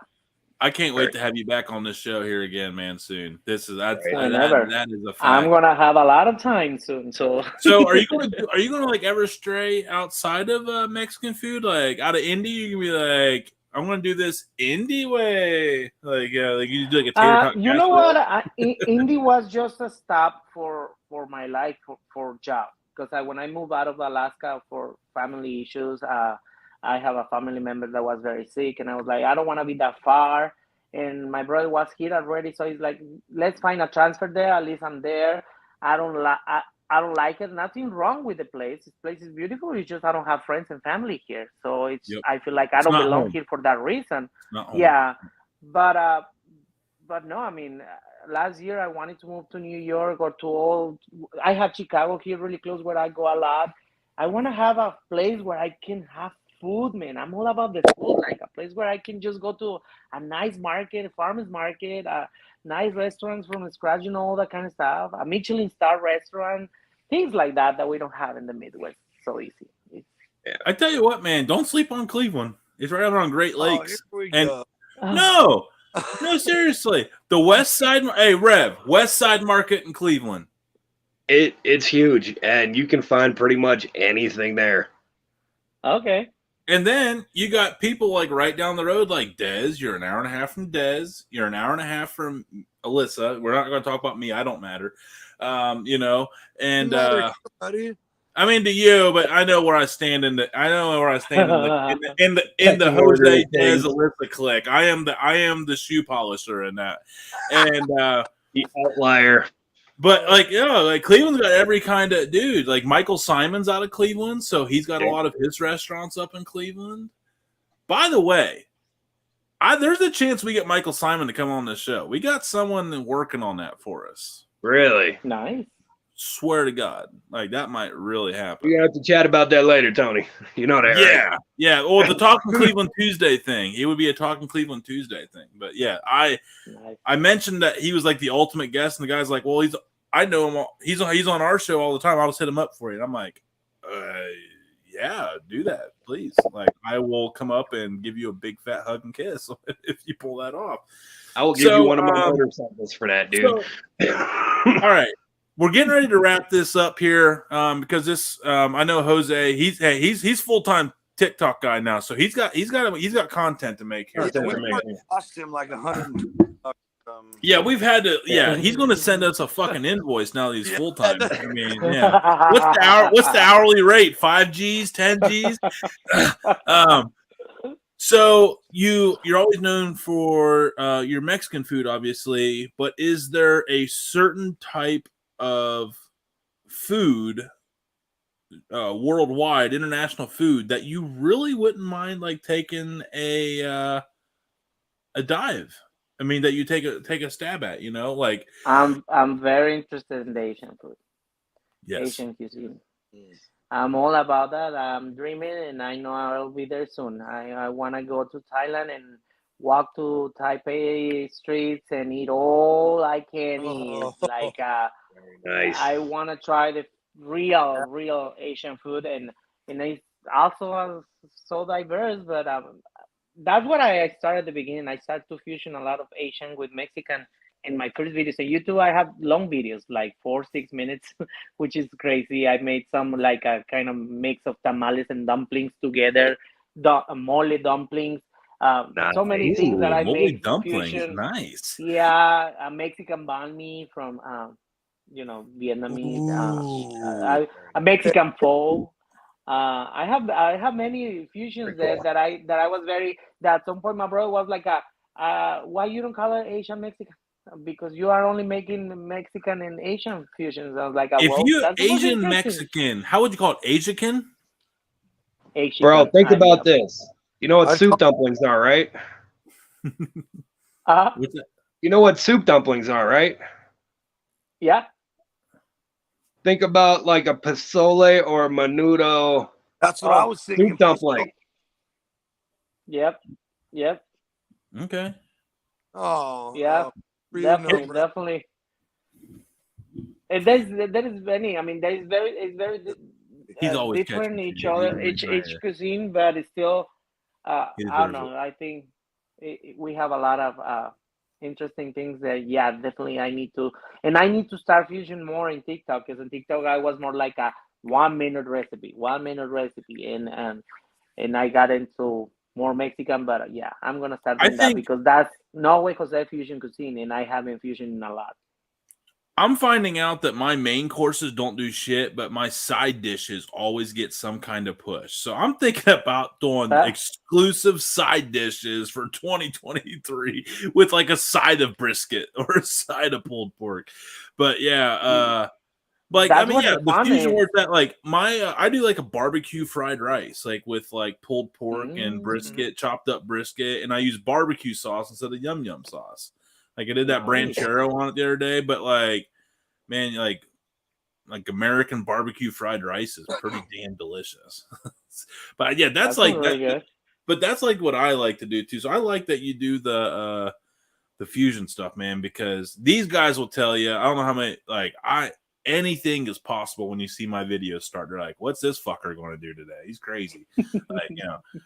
Like, oh, is that a ground up turkey breast stuffed inside that hot dog, wrapped in beef brisket bacon, and stuffed inside of a brisket and top it with cheese, jalapenos, and 3 sauces and rubs? You haven't done that yet. Don't. In my head, I have. He keeps threatening, man. Hey, if I go duck hunting, I'm grounding up those duck breasts, and that will now officially happen. We will definitely do a hot dog, duck stuffed, bacon wrapped stewed dog. Wow. Yeah, garnished with buckshot. Yeah, Kelly, a steel shot. That's what I want. I want to create crazy shit, like food that you wouldn't expect, but also, and I've done it before. I've tried some things and I recorded everything, and I don't post it because it didn't go well. Like, it doesn't taste good. I'm not gonna lie. It doesn't taste good. I'm not posting it. Not because it looks really nice and wah. Nope. Not posting it because I want you to make it and to be able to taste what I did taste. But you post your bloopers though, so you're still being true to it. You know, there's some people like I've done a couple where I've bit into it and it was scalding hot, and I'm like, holy shit, I just burnt my mouth. So like, I think that's the thing for creators. You got to stay real and you got to be relatable.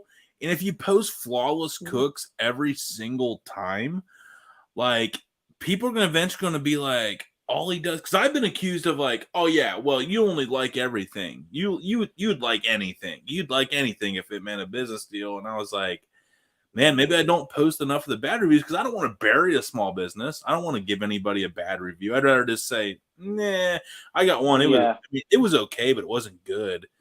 And they're like, hey, you gonna do anything? I'm like, I'll pay you for the seasoning if you want it, but I'm not going to post it, you know, like, because when that goes on, you got to stand behind your products, man. So is that something you're going to have to, are you a little worried about? Is like, you have to take as many of these deals as possible, but you also have to sacrifice the ones you don't believe in, because it could have a long-term lingering effect of people thinking you sold out. So are you nervous about, you know, the partnerships that you're going to be getting into, because you're obviously going to be doing more of them? No, I'm not. I'm just like, I've been there before. Was this company and asked me for a video for a review, and they didn't accept it because they want something. I was like, so you want me to lie? So you want me to, to say? And it was a big brand. I was like, I'm not gonna do it. I mean, it's just no. I mean, I'm doing it this way, and that's what it is. And uh, I'm not nervous. It's just I'm not gonna go for the money because I have many other ways to make money than partnership with a brand. So if I'm gonna do that, it's gonna be something real, something that they will let me do what I want as well. Not that they gonna contact me to, hey, we want you this. No, let me do what I want and what I feel like is gonna be good.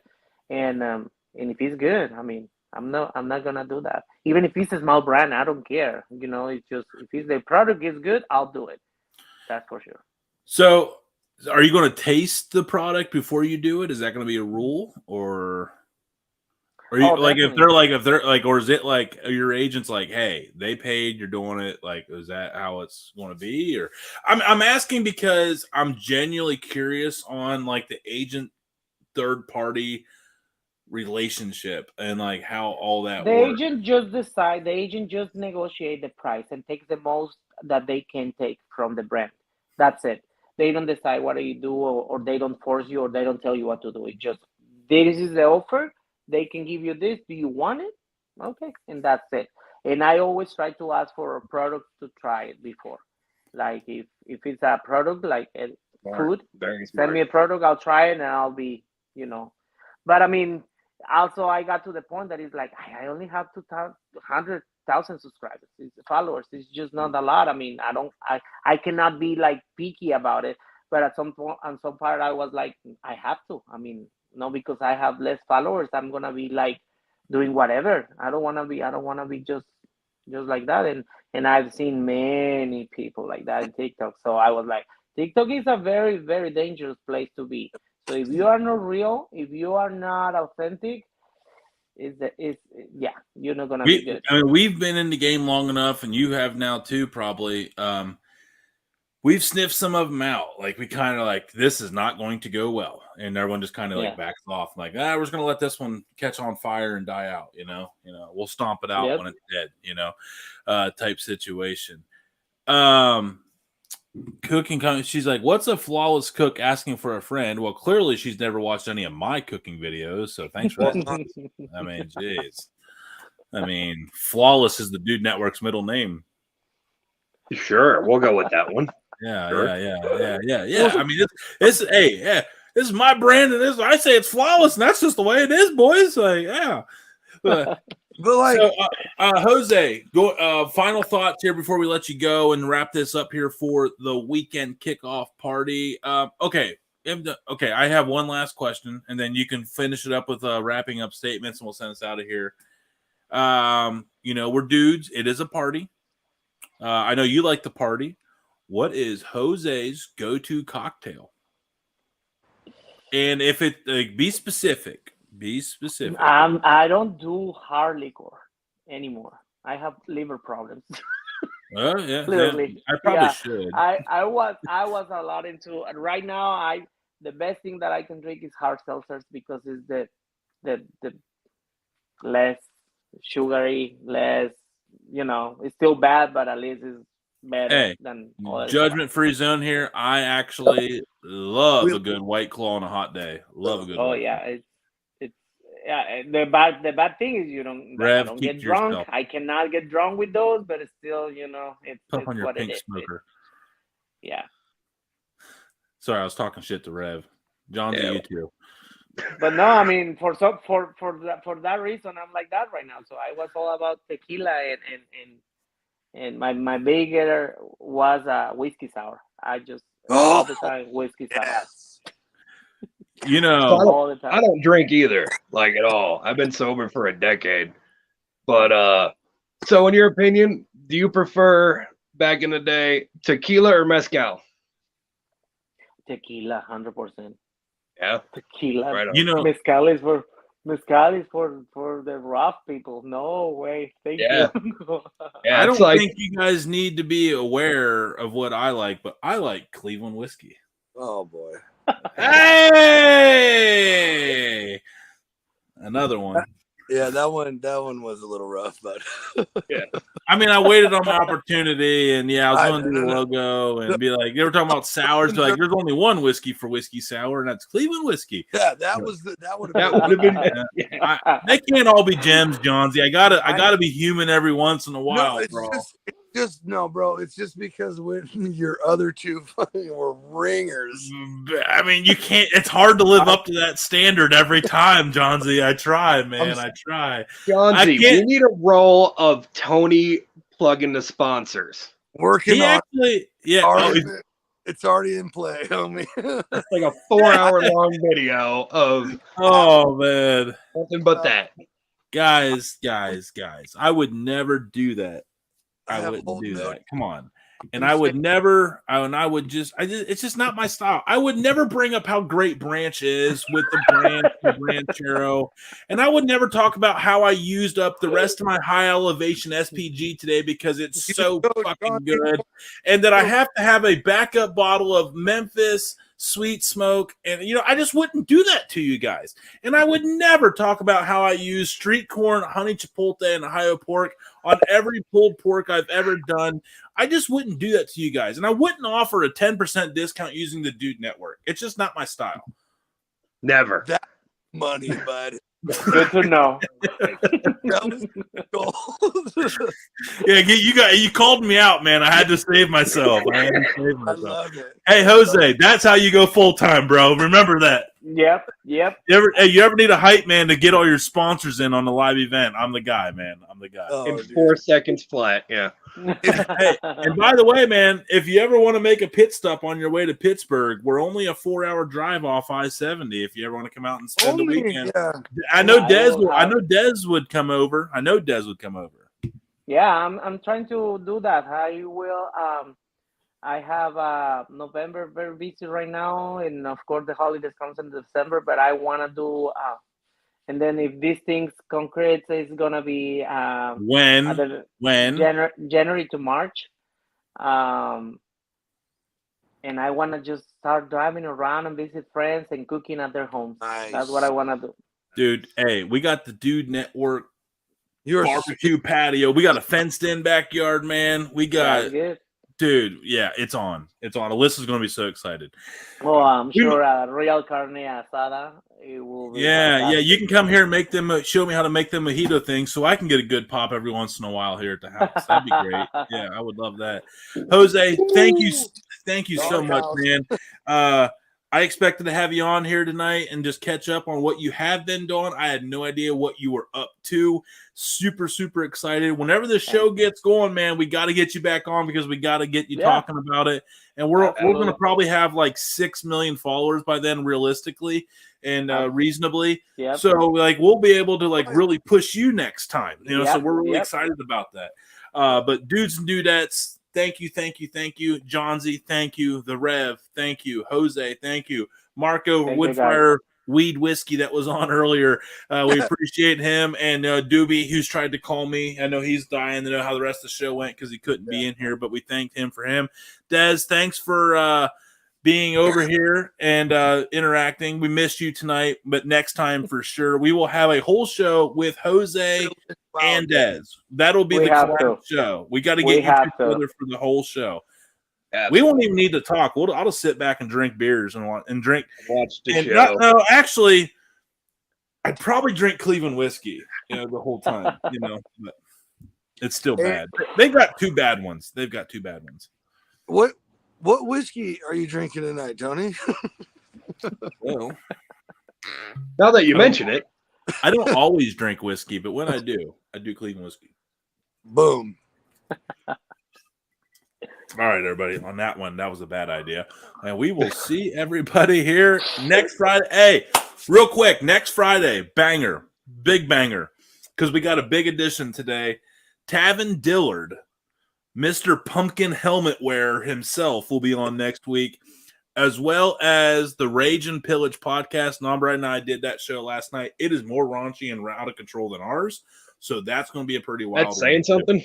I didn't think it was possible, but this dude was talking about banging hot pockets and shit last night. It was pretty wild. And ghosts, don't forget ghosts, Tony. Oh yeah. Andy, he apparently me being a medium was a really big topic, so everyone will have to go check that one out. But that was a big deal.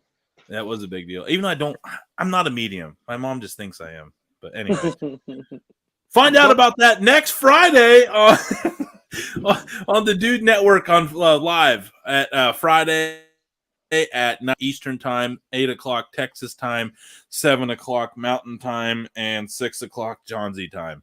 We appreciate everybody, and we